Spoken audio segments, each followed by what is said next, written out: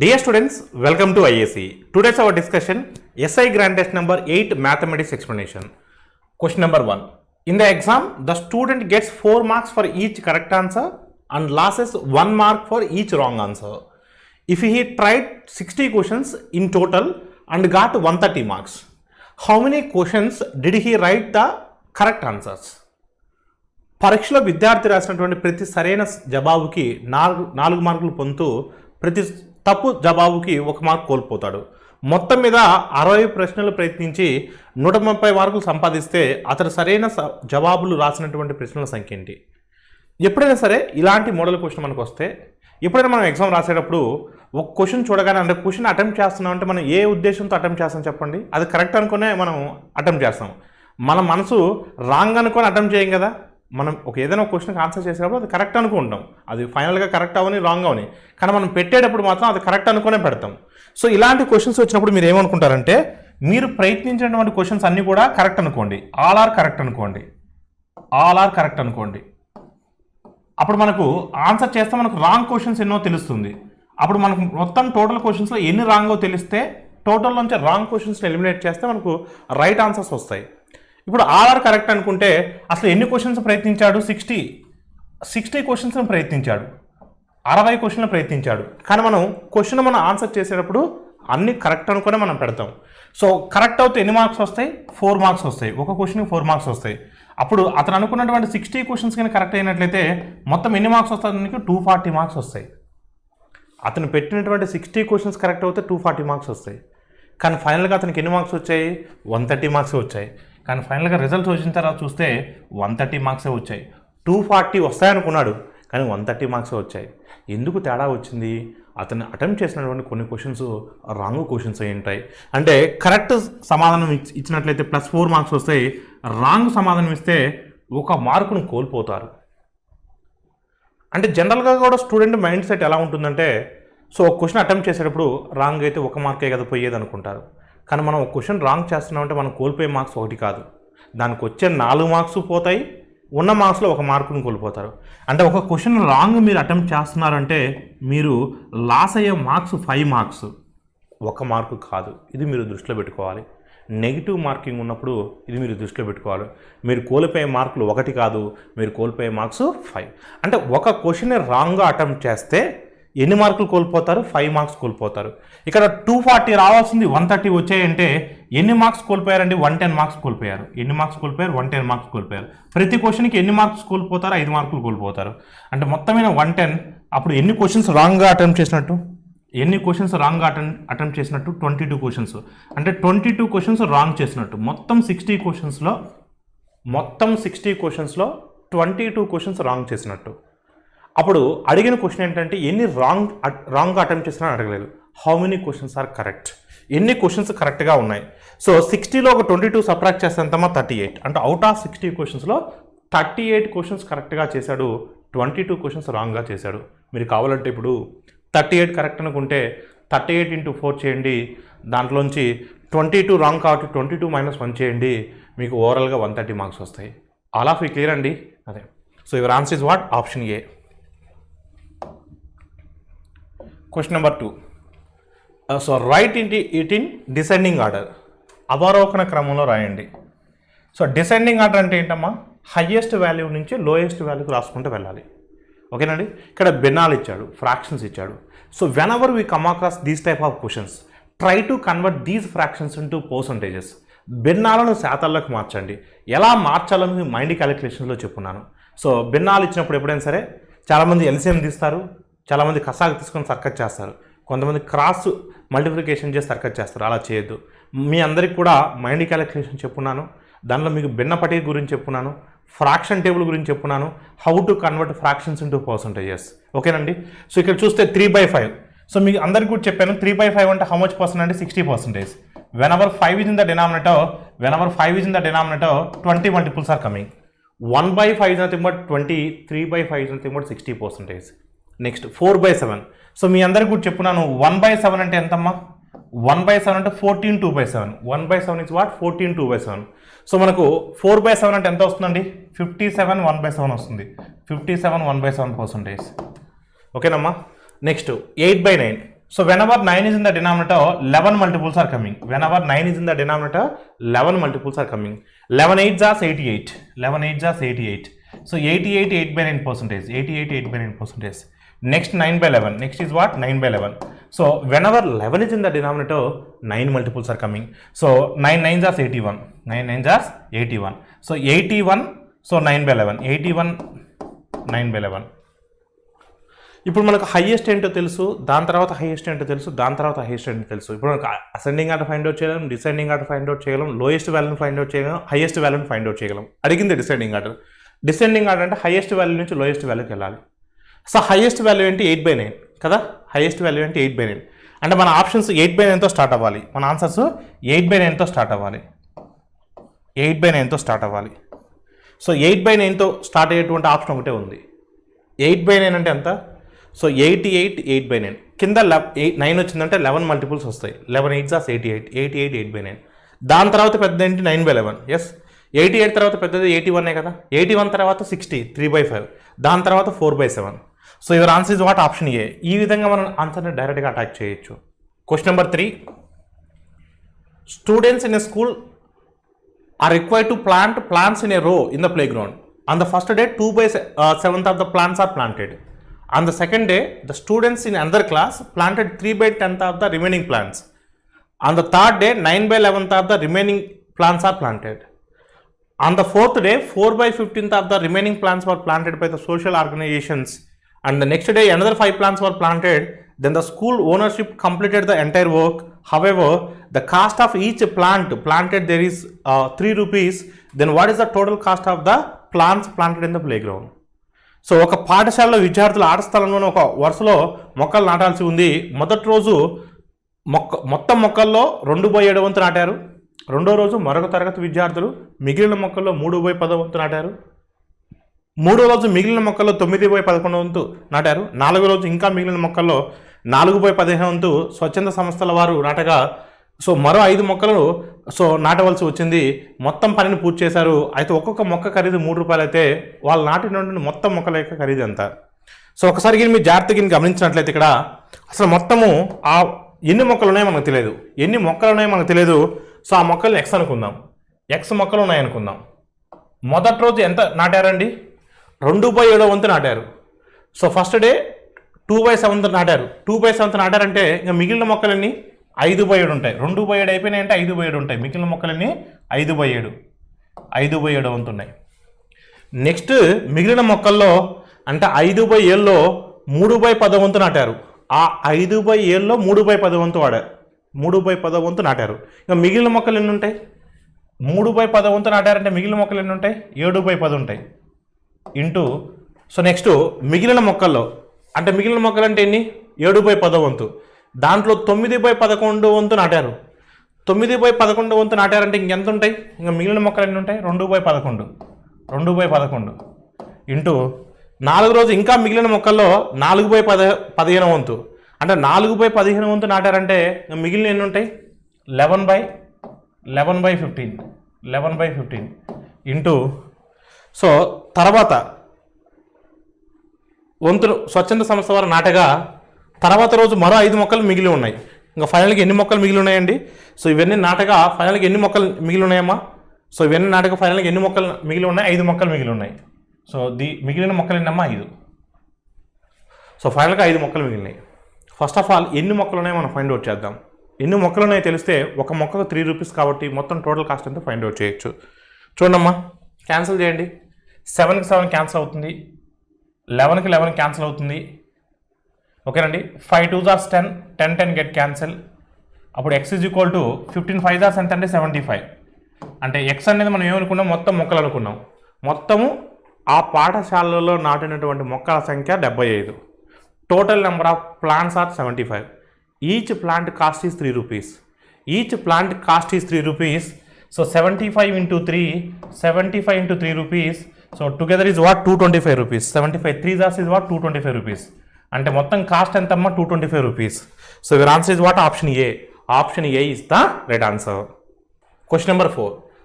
The two numbers HCF is 13 and their LCM is 273. So what is the sum of those two numbers? Those two numbers are also greater than so 13. 2 numbers are always greater than 13. So రెండు సంఖ్యల యొక్క గసాబా 13, వాటి యొక్క కసాగు 273 అయినా ఆ రెండు సంఖ్యల మొత్తం ఎంత? ఆ రెండు సంఖ్యలు కూడా 13 కంటే ఎక్కువే. సో గసాబా 13 అంటున్నాడు, హెచ్సిఎఫ్ 13. సో ఇక్కడ HCF is always a factor of given numbers. I don't know those numbers. Those numbers I am going to assume as 13A, 13B, because 13 is the highest common factor. 13 is the highest common factor. ఆ రెండు సంఖ్యలు నేను ఏమైనా assumption చేసుకున్నాను? 13A, 13B. ఎందుకు sir మీరు 13A, 13B తీసుకున్నారు? 13 is the highest common factor. So ఇప్పుడు మనకు what is the these two numbers LCM? What is the LCM of these two numbers? These two numbers is cancel with 13 table maximum. So LCM is what? 13AB. LCM is what? 13AB. So these two numbers LCM is 13AB. So LCM they given how much andi? 273. LCM they given how much amma? 273.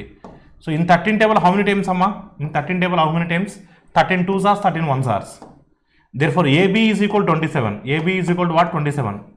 So they are asking sum of the numbers. Sum of the numbers అంటే ఏమవుతుందండి? 13A plus 13B. 13 common తీస్తే so 13 of A plus B. మనకు కావాల్సింది some of the numbers 13 of A plus B. చూడండి ఇప్పుడు మనం దీన్ని ఏ విధంగా రాసుకోవచ్చు అండి? కామన్ మల్టిపుల్స్ లేకుండా ఏ విధంగా రాసుకోవచ్చు? 3 7 రాసుకోవచ్చు కదా. ఏని 3గా బీని 7గా రాసుకోవచ్చు కదా. ఎస్, మీరు ఏని 3గా రాసుకుంటే అప్పుడు 13A అవుతుంది, 39 అవుతుంది. 13B ఏమవుతుంది? 91 అవుతుంది. 91 39 అనేవి 13 కన్నా ఎక్కువే కదా. ఎస్, సో ఇప్పుడు 13 ఆఫ్ ఏ అంటే ఎంత? 3, బి అంటే ఎంత? 7. సో 3 + 7 అంటే 10. So 10 into 13, 10 into 13 130. Yes, your answer is what? 130. మీరు కావాలంటే చెక్ చేసుకోండి. ఇంకొక విషయం ఏంటంటే each number is a multiple of HCF. Each number is a multiple of HCF. హెచ్సిఎఫ్తో ఖచ్చితంగా గివెన్ నెంబర్ అనేది క్యాన్సిల్ అవ్వాలి. ప్రతి నెంబరు హెచ్సిఎఫ్తో క్యాన్సిల్ అయినప్పుడు ఆ 2 నెంబర్స్ని యాడ్ చేస్తే వచ్చేటువంటి సమ్ము కూడా హెచ్సిఎఫ్తో క్యాన్సిల్ అవ్వాలి. అంటే సమ్ ఆఫ్ ద నెంబర్స్ అడిగింది కాబట్టి మనకి ఇచ్చినటువంటి ఆప్షన్ ఖచ్చితంగా 13తో మల్టిపుల్ అవ్వాలి. సో 13 టేబుల్లో సో 288 క్యాన్సిల్ అవ్వదు. 13 టేబుల్లో 290 క్యాన్సిల్ అవ్వదు. అలా ఫీ క్లియర్ అండి. అంటే 13 టేబుల్లో క్యాన్సిల్ అయ్యి 2 ఆప్షన్సే ఉన్నాయి, 130 286. కానీ 286 వచ్చే ఛాన్సే లేదు. అలా ఫీ క్లియర్ అండి. ఎందుకంటే 286 రావాలంటే 13 2s are 13 2s are. So 22 రావాలి, సమ్ అనేది 22 రావాలి. సో 22 వచ్చే ఛాన్స్ ఉందా? రాలేదు. అలా ఫీ క్లియర్ అండి. అదే, సో 22 వచ్చే ఛాన్స్ ఎందుకు ఉండదంటే, ఎందుకంటే మీరు అడగవచ్చు సార్ మీరు 21ని 3 into 7 ఎందుకు రాశారు సార్? మీరు 1 into 21 రాసినా కూడా 21 వస్తుంది కదా సార్ మీరు అడగవచ్చు. మీరు 1 into 21 రాస్తే కూడా 21 వస్తుంది. కానీ ఇప్పుడు ఏను 1గా తీసుకున్నాం అనుకో, బీను 21గా తీసుకున్నాం అనుకో, ఏను 1గా తీసుకుంటే అప్పుడు 13 ఏమవుతుంది? 13 into 1 13 అవుతుంది. కానీ ఇక్కడ ఇచ్చింది ఏంటి? రెండు సంఖ్యలు కూడా 13 కంటే ఎక్కువ అన్నాడు. అంటే 13 కన్నా ఎక్కువ ఉండాలి. మనం ఇక్కడ 1 తీసుకుంటే 13A 13 అవుతుంది, కానీ 13 కన్నా ఎక్కువ ఉండాలి కదా. అంటే అలాంటప్పుడు ఈ ఆప్షన్ మనం వెళ్ళగలమా అండి? వెళ్ళకూడదు. సో అన్ని కండిషన్స్ సాటిస్ఫై అవుతున్నటువంటి ఆప్షన్ ఏంటండి? Option C. Option C is the right answer. Question number 5. Arrange the following values in ascending order. ఆరోహణ క్రమంలో రాయండి. అసెండింగ్ ఆర్డర్ ఆరోహణ క్రమంలో చిన్న వాల్యూ నుంచి పెద్ద వాల్యూకి రాసుకుంటూ వెళ్ళాలి. ఇక్కడ మనకు 3 వాల్యూస్ ఇచ్చాడు. ఈ 3 వాల్యూస్లో సో మనకు అసెండింగ్ ఆర్డర్లో ఫైండ్ అవుట్ చేయాలి. చూద్దాం. సో ఫస్ట్ ఈజీ వాల్యూని ఫైండ్ అవుట్ చేద్దాం. 9 to the power of 2x plus 1. So 27 to the power of x plus 3. ఈ బేసెస్ని ఈక్వల్గా రాసుకుందాం. ఇప్పుడు 9ని 3 బేస్గా రాద్దాం, 27 కూడా 3 బేస్గా రాద్దాం. ఇప్పుడు 9ని 3 బేస్గా రాస్తే ఏమవుతుందండి? సో 3 స్క్వేర్ అవుతుంది. 2తో మల్టిప్లై చేయండి. 2 into 2x 4x, 2 into 1 2 అవుతుంది. ఓకేనమ్మా. సో 9 పవర్ 2x plus 1 నేను 3 square so into 2x plus 1, 2 into 2x 4x, 2 into 1 2 అవుతుంది. ఈజ్ ఈక్వల్ టు 27 ఎలా రాయొచ్చు? 3 క్యూబ్ అని రాయొచ్చు కదా. 3 క్యూబ్ అని రాయొచ్చు కదా. అంటే దాన్ని 3తో మల్టిప్లై చేయండి. 3 into x 3x, 3 into 2 6. ఇప్పుడు బేసెస్ ఈక్వల్ కాబట్టి పవర్స్ని ఈక్వల్ చేయొచ్చు కదా. అంటే 4x plus 2 is equal to 4x plus 2 is equal to ఏమని రాయొచ్చండి? 3x plus 6 రాయొచ్చు. 3x plus 6 రాయొచ్చు కదా. అప్పుడు 4xలోంచి 3xని సబ్ట్రాక్ట్ చేస్తే ఎంతమ్మా? x. సో 6లోంచి 2ని సబ్ట్రాక్ట్ చేస్తే 4. అంటే x వాల్యూ ఎంత అండి? 4. x వాల్యూ ఎంత అండి? 4. సో సెకండ్ వన్ 4 వచ్చింది. థర్డ్ వన్ చూద్దాం. సో ఒకసారి మీరు చూస్తే ఈ 216 పైకి వస్తే ఏమవుతుందండి? ఈ 216ని మనం పైకి తీసుకొద్దాం. ఓకేనమ్మా. 216ని పైకి తీసుకొద్దాం. చూడండి, అప్పుడు -216 అవుతుంది. 216 పైకి తీసుకొస్తే అప్పుడు ఏమవుతుందండి, ఇది హోల్ పవర్ 2/3 అవుతుంది. ఇక్కడ ఉన్న మైనస్ కాస్త ఏమవుద్ది, మైనస్ ఆఫ్ మైనస్ ప్లస్ అవుతుంది. 216 అనేది అంటే ఉల్టా రాస్తున్నాం, సింపుల్గా ఉల్టా రాసినప్పుడు ఇది ఏమవుద్ది, మైనస్ కాస్త పాజిటివ్ అవుతుంది. ఇప్పుడు 216ని ఎలా రాయొచ్చండి, 216ని 6 క్యూబ్ అని రాయొచ్చు కదా, 6 క్యూబ్ అని రాయొచ్చు కదా, 6 క్యూబ్ ఓకేనమ్మా, -6 క్యూబ్ ఓకేనండి, -6 క్యూబ్ హోల్ పవర్ 2/3 రాయొచ్చు కదా, హోల్ పవర్ 2/3. ఇప్పుడు చూడండమ్మా 3కి 3 క్యాన్సిల్ అవుతే -6 హోల్ స్క్వేర్, -6 హోల్ స్క్వేర్ అంటే 36, -6 హోల్ స్క్వేర్ అంటే 36. అంటే ఖచ్చితంగా సో మూడోది అనేది మనకి అసెండింగ్ ఆర్డర్లో రాయాలి, చిన్నదాని నుంచి పెద్దదానికి వెళ్ళాలి. అంటే ఖచ్చితంగా 2 తర్వాతనే 3 రావాలి, 2 తర్వాతనే 3 రావాలి. సో 2 తర్వాతనే 3 రావాలి, 2 తర్వాతనే 3 రావాలి. సో అలా లేని ఆప్షన్స్ ఒకటి ఉంది, దాన్ని తీసేద్దాం. 3 2 అన్నాడు, 3 అనేది చిన్న వాల్యూ కాదు, 2తో కంపేర్ చేసుకుంటే 2 అనేది చిన్నది. ఫస్ట్ది ఫైండ్ అవుట్ చేయాల్సిందే, ఖచ్చితంగా ఫస్ట్ది ఫైండ్ అవుట్ చేయాల్సిందే. చూద్దాం, ఫస్ట్ చూద్దాం. చూడండి 1024 హోల్ పవర్ 3/5. సో 1024 అంటే మనం 2 పవర్ 10 రాయొచ్చా, ఎస్ 2 పవర్ 10 చూడమ్మా జాగ్రత్తగా, 2 power 10 whole power 3/5, whole power 3/5.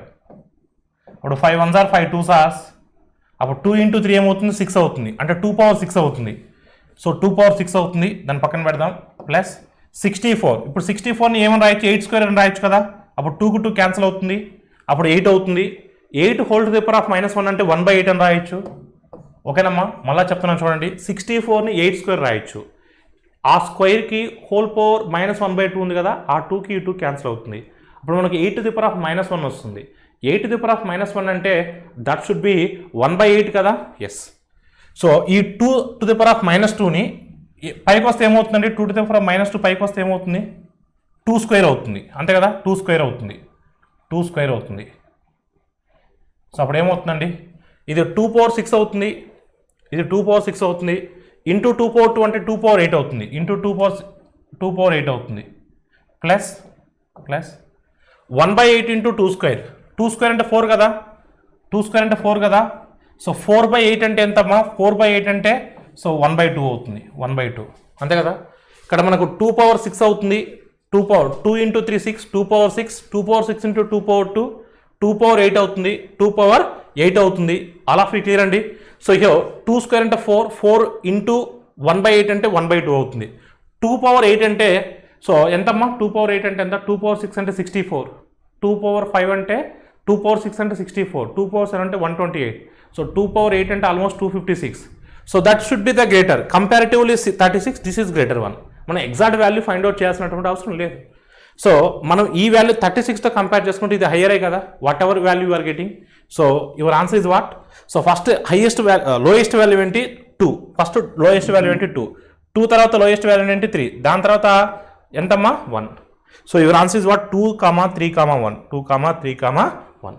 All of you clear అండి. అదే నెక్స్ట్ క్వశ్చన్ నెంబర్ 6. సో దీని యొక్క సింప్లిఫికేషన్ అడుగుతున్నారండి, జాగ్రత్త చూడమ్మా.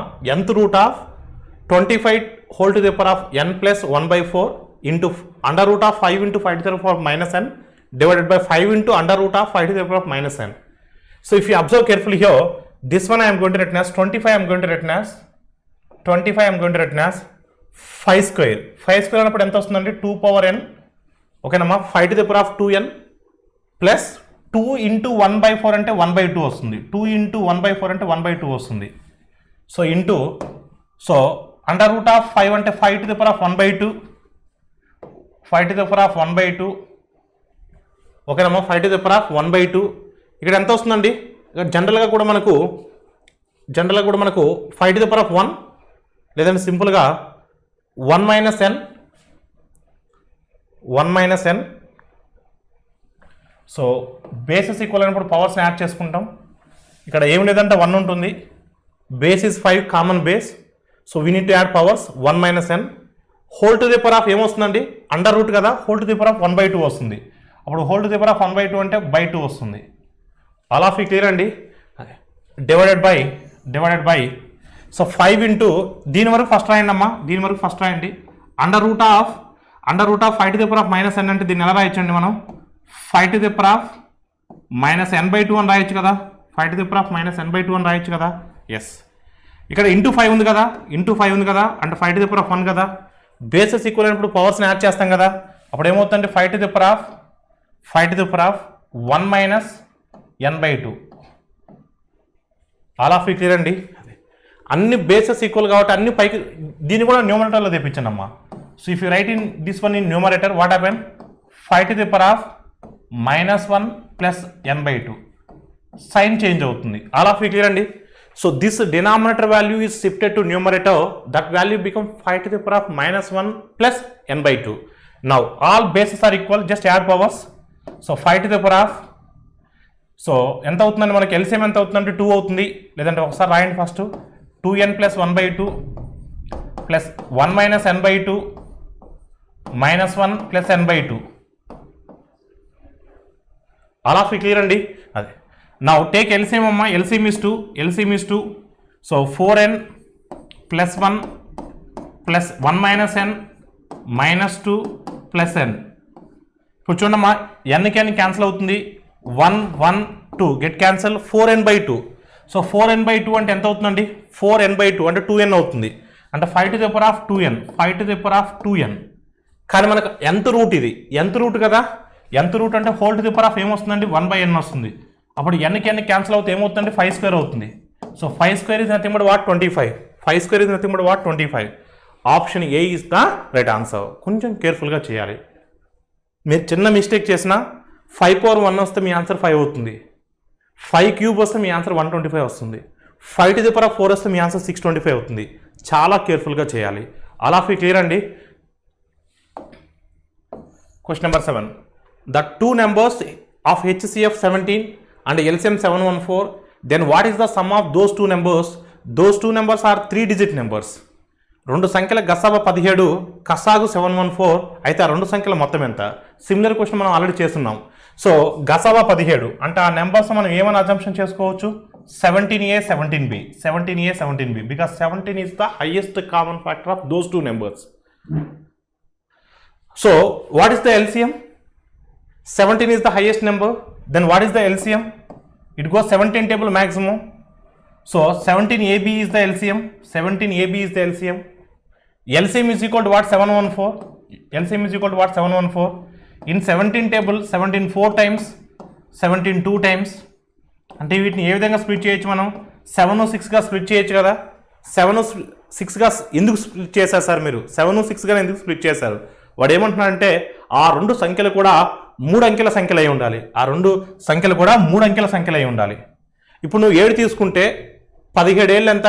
119. 119 అనేది 3 అంకెల సంఖ్య. 6 తీసుకుంటే 17 6లో 102. 102 కూడా 3 అంకెల సంఖ్య. నువ్వు 7 6 కాకుండా మరేది తీసుకున్నా రెండు సంఖ్యలు 3 అంకెల సంఖ్యలు కావు. ఖచ్చితంగా మీరు 7 6 తీసుకోవాలి. ఇచ్చిన కండిషన్ సాటిస్ఫై చేయాలి మీరు. అదేదో బ్రాకెట్లో ఇచ్చారు కదని చెప్పేసి అది మనకు సంబంధం లేదు అంటే కుదరదు. ఆల్ ఆఫ్ క్లియర్ అండి. 7 6 గానే తీసుకోవాలి. మనకు ఆ సంఖ్యల మొత్తం కావాలి. 17A + 17B. 15 కామన్ తీస్తే 17 × A + B. So 17 × A + B అంటే ఎంత వస్తుంది మనకు? 7 6 13. సో 17 × 13, 17 × 13. సో 17 10ల 170, 17 3ల 51. సో 17 3లు ఎంతమ్మా? 51.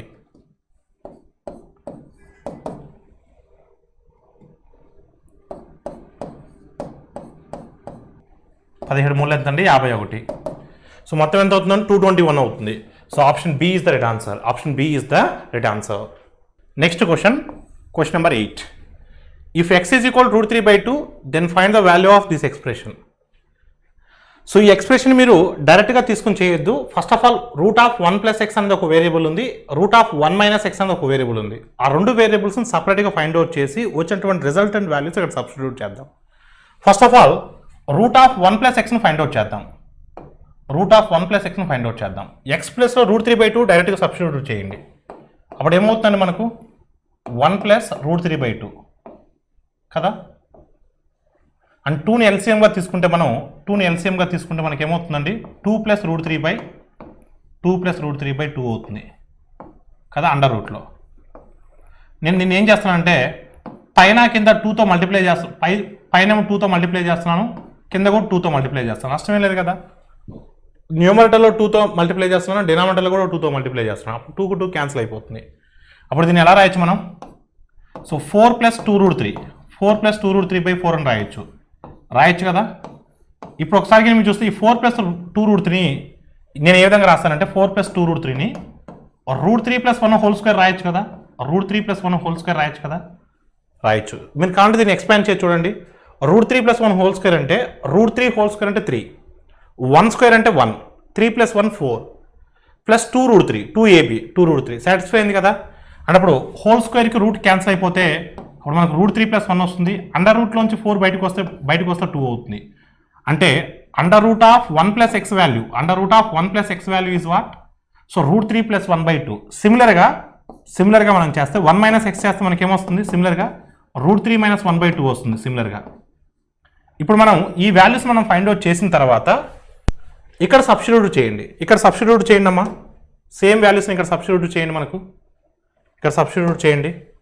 √1 + x అంటే ఏంటి? √3+1/2 డివైడెడ్ బై 1 + √3+1/2 ప్లస్ ఇక్కడ √3 - 1/2 డివైడెడ్ బై 1 - √3 - 1/2. ఇప్పుడు న్యూమరేటర్లు ఇక్కడ LCM 2 అవుతుంది, ఇక్కడ LCM 2 అవుతుంది. LCMకి LCM క్యాన్సిల్ అయిపోతాయి. అప్పుడు మనకి ఏం మిగులుతుందంటే √3+1 ఇక్కడ 2 + 1 + √3. అప్పుడు ఏమవుతుందంటే √3 + 3 అవుతుంది. ప్లస్ ఇక్కడ 2కి 2 క్యాన్సిల్ అయిపోతుంది. LCM తీసేస్తే అప్పుడు √3 - 1/, ఇక్కడ చూడండి 2 మైనస్ ఇక్కడ జనరల్గా ఏమొస్తుందంటే 2 - √3 నెక్స్ట్ ఇక్కడ 2 వస్తుంది కదా మైనస్ √3 -(-) +1 అవుతుంది. అప్పుడు 3 - √3 అవుతుంది. 3 - √3 అవుతుంది. సో దీని వాల్యూ ఏమవుతుందండి? 3 - √3 అవుతుంది. 3 - √3 అవుతుంది. ఇప్పుడు LCM తీయండి అమ్మా.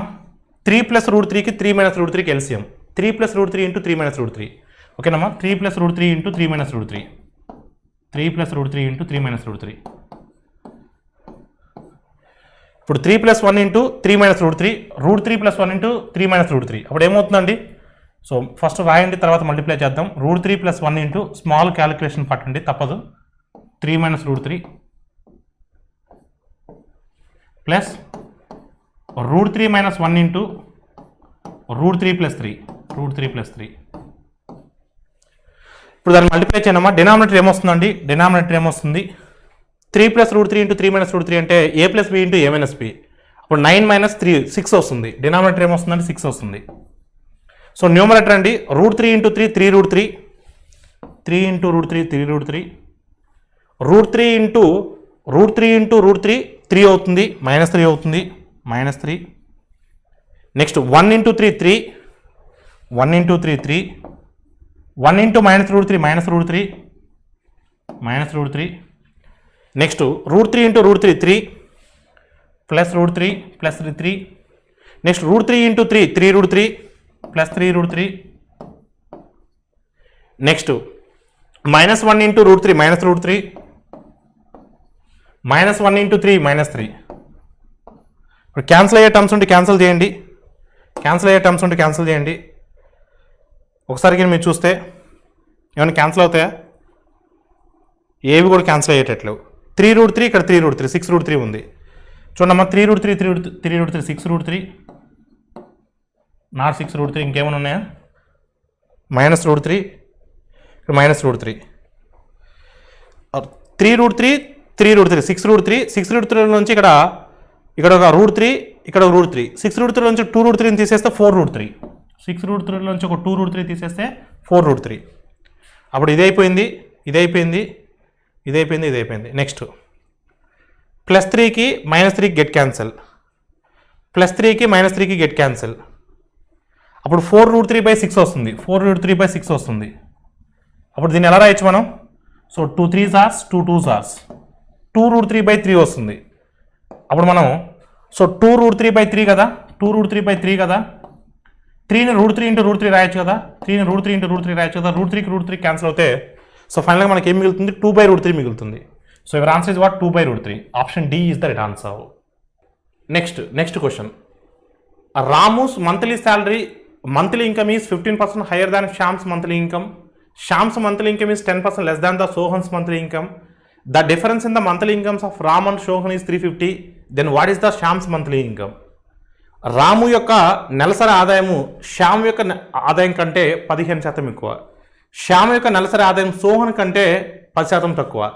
రాము మరియు సోహన్ల నెలసరి ఆదాయంలో తేడా 350 అయితే శ్యామ్ నెలసరి ఆదాయం ఎంత? ఒకసారి మీరు గమనిస్తే రాము యొక్క ఆదాయము శ్యామ్ మీద ఆధారపడింది, శ్యామ్ యొక్క ఆదాయము సోహన్ మీద ఆధారపడింది. సో ఇప్పుడు మనకు ఎవరి శాలరీ తెలిస్తే మిగతా వాళ్ళ శాలరీస్ తెలుస్తాయి. సోహన్ తెలిస్తే శ్యామ్ తెలుస్తుంది, శ్యామ్ తెలిస్తే రాము తెలుస్తుంది. అంటే ఇప్పుడు మనం ఎవరి శాలరీని 100 అజంప్షన్ చేసుకోవాలి, సోహన్ శాలరీని 100 అని అజంప్షన్ చేసుకోవాలి. మీకు సోహన్ తెలిస్తే శ్యామ్ తెలుస్తుంది, శ్యామ్ తెలిస్తే రామ్ తెలుస్తుంది. ఓకేనండి. Shyam salary here I'm going to assume as 100. Shyam యొక్క నెలసరి జీతము మనం 100 అనుకుంటే శ్యామ్ తెలిస్తే మనకు సోహన్ తెలిస్తే సోహన్ 100 అనుకుంటే సోహన్ తెలిస్తే శ్యామ్ తెలుస్తాడు. శ్యామ్ ఎంత అంటమ్మా? శ్యామ్ యొక్క శాలరీ ఎంత అంట? Shyam salary is Shyam monthly income is 10% less than Sohan. 10% less అంటే ఎంత అవుతుందండి? 90 అవుతుంది. ఓకేనమ్మా. శ్యామ్ది 10% తక్కువ. 100లో 10% అంటే 10, 10 తక్కువ అంటే 90. అప్పుడు రామ్ది ఎంత అవుతుందండి? శ్యామ్ తెలిస్తే రామ్ తెలుస్తుంది. రామ్ది ఎంతమ్మా? Rams monthly income is 15% higher than it's Shyam. 15% higher అండి. ఇదేమో 10% తక్కువ అమ్మా. 10% తక్కువ అంటే ఈజీగా క్యాలిక్యులేట్ చేస్తాం. ఓకేనమ్మా. 10 తక్కువ. కానీ రామ్ది మాత్రం 15% ఎక్కువ అంట. 15% అంటే ఎంత? ఇప్పుడు 90లో 50% అండి. 15%. 10% అంటే 9, 5% అంటే 4.5, 15% అంటే ఎంతమ్మా? 13.5. 13.5 అప్పుడు యాడ్ చేస్తే ఎంత అవుతుందండి? 103.5. 103.5. Ram salary is what? 103.5. సోహన్ది 100 అయి ఉన్నట్లయితే శ్యామ్ది 90 అవుతుంది, రాముది 103.5 అవుతుంది. డిఫరెన్స్ ఎంతమ్మా? ఇక్కడ ఎవరి మధ్య డిఫరెన్స్ ఇచ్చాడండి? రాము సోహన్ల నెలసరి ఆదాయాల తేడా 350. వాళ్ళిద్దరి మధ్య డిఫరెన్స్ 350 అంట. రాముది సోహన్ది ఇక్కడ మనం 100 అనుకున్న ప్రకారం డిఫరెన్స్ ఎంతమ్మా? 3.5. మనం 100 అనుకున్న ప్రకారం డిఫరెన్స్ ఎంత అండి? 3.5. అంతే కదా. 103.5కి 100కి డిఫరెన్స్ 3.5 కదా. ఎప్పుడు మనం 100 ప్రకారం, కానీ లెక్క ప్రకారం ఎంత అండి? లెక్క ప్రకారం డిఫరెన్స్ ఎంత అండి? 350. అంటే 3.5 ఎన్ని టైమ్స్ పోతుందండి? 3.5 ఎన్ని టైమ్స్ పోతుంది? 100 టైమ్స్ పోతుంది. 3.5 100 టైమ్స్ 350. ఇప్పుడు మనకు కావాల్సింది ఎవరిది? Shyam's monthly salary is what? Shyam monthly salary is what అంటున్నాడు. 100 ప్రకారం 90, కానీ లెక్క ప్రకారం ఇంటూ ఏం చేయాలంటే ఇంటూ 100 చేయాలి. ఇంటూ ఏం చేయాలి? ఇంటూ 100 చేయాలి. 100 × 90 అంటే 9000. 100 × 90 అంటే 9000. Therefore, Shyam monthly salary is what? 9000. Your answer is what? Option ఏ. ఒకవేళ శ్యామ్ అడగకుండా సోహన్ అడిగాడు అనుకోండి, 100 × 100 10,000. 10,000 కూడా మీకు ఆప్షన్ ఉంది. ఒకవేళ రామ్ అడిగాడు అనుకోండి, రామ్ అడిగితే 103.5 × 100 అంటే 10,350. ఆల్ ఆఫ్ యూ క్లియర్ అండి? అదే. Question number 10. In the election between two candidates, 75% of the voters are voted and 2% of the votes were invalid. 75% of the valid votes is 9261 votes got one candidate. Then how many voters are participate in that election? Here, ఇద్దరు అభ్యర్థుల మధ్య జరిగిన ఒక ఎన్నికల్లో 70% మంది ఓటర్లు vote వేయగా 2% ఓట్లు పనికి రాకుండా రద్దయ్యాయి. చెల్లిన ఓట్లలో 70% అనగా 9261 ఓట్స్ అయితే అవి ఒక అభ్యర్థికి వచ్చినట్లయితే ఈ ఎన్నికల్లో పాల్గొన్నటువంటి ఓటర్లు ఎంతమంది? ఇక్కడ విషయం ఏంటంటే ఒక విలేజ్లో కొంతమంది ఓటర్స్ ఉన్నారు. వాళ్ళల్లో ఎలక్షన్ రోజున ఓటు వేసింది 75% మందే ఓటు వేశారు. 75% మందే ఓటు హక్కును వినియోగించుకున్నారు. ఆ 75% మందిలో అంటే ఓటు వేసిన వాళ్ళల్లో 2% ఓట్లు చెల్లలేదు. చెల్లిన ఓట్లలో ఒక అభ్యర్థికి 70% వచ్చాయి. అవి ఎన్ని ఓట్లకు సమానం అంటే 9261 ఓట్స్కి సమానం. అయితే ఇక్కడ విషయం ఏంటంటే అసలు ఆ విలేజ్లో ఎంతమంది ఓటర్స్ ఉన్నారు అనేది క్వశ్చన్. ఫస్ట్ ఓవరాల్గా చెప్తాను చూడండి, మీకు అర్థం చేసుకోవడానికి ట్రై చేయండి.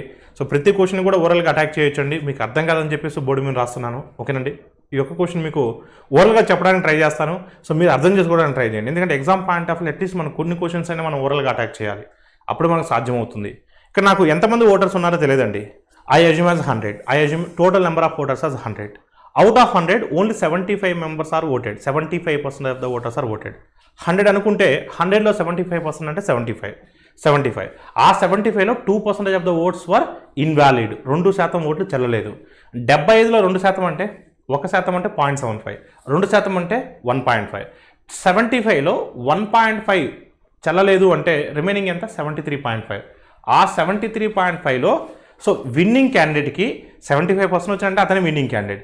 విన్నింగ్ క్యాండిడేట్కి 75% వచ్చాయి. దేంట్లో? 73.5లో 75% of 73.5. That number will be equal to 9261. ఇప్పుడు 75% మనం 3/4గా రాయొచ్చా? 3/4 into 73.5 is nothing but 9261. Then 100% is what? ఇప్పుడు 3/4 ఉంది కదా, మరి దాన్ని మల్టిప్లై చేసి క్రాస్ మల్టిప్లికేషన్ చేస్తే చాలా టైం పడుతుంది.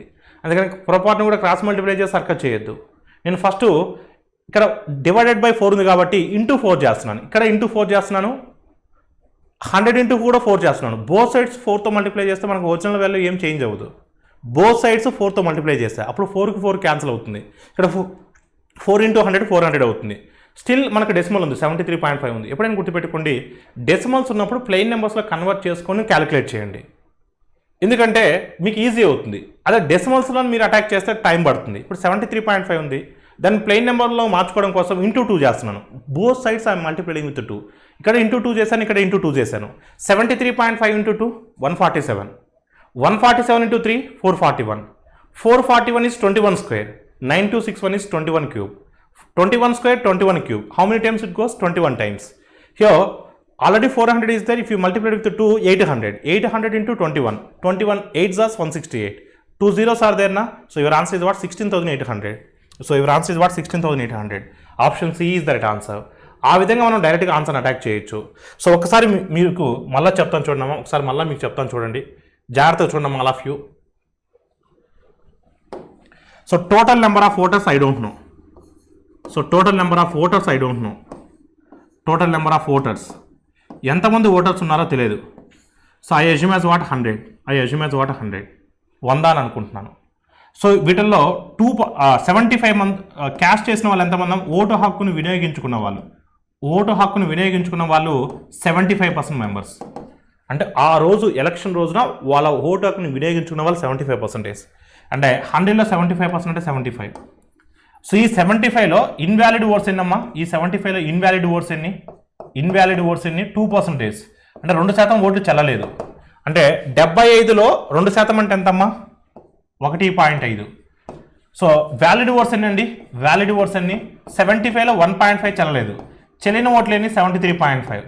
ఈ చెల్లిన ఓట్లలో విన్నింగ్ క్యాండిడేట్కి ఎన్ని వచ్చాయి? సో విన్నింగ్ క్యాండిడేట్కి ఎన్ని వచ్చాయండి? So 75% of 73.5. అంతే కదా.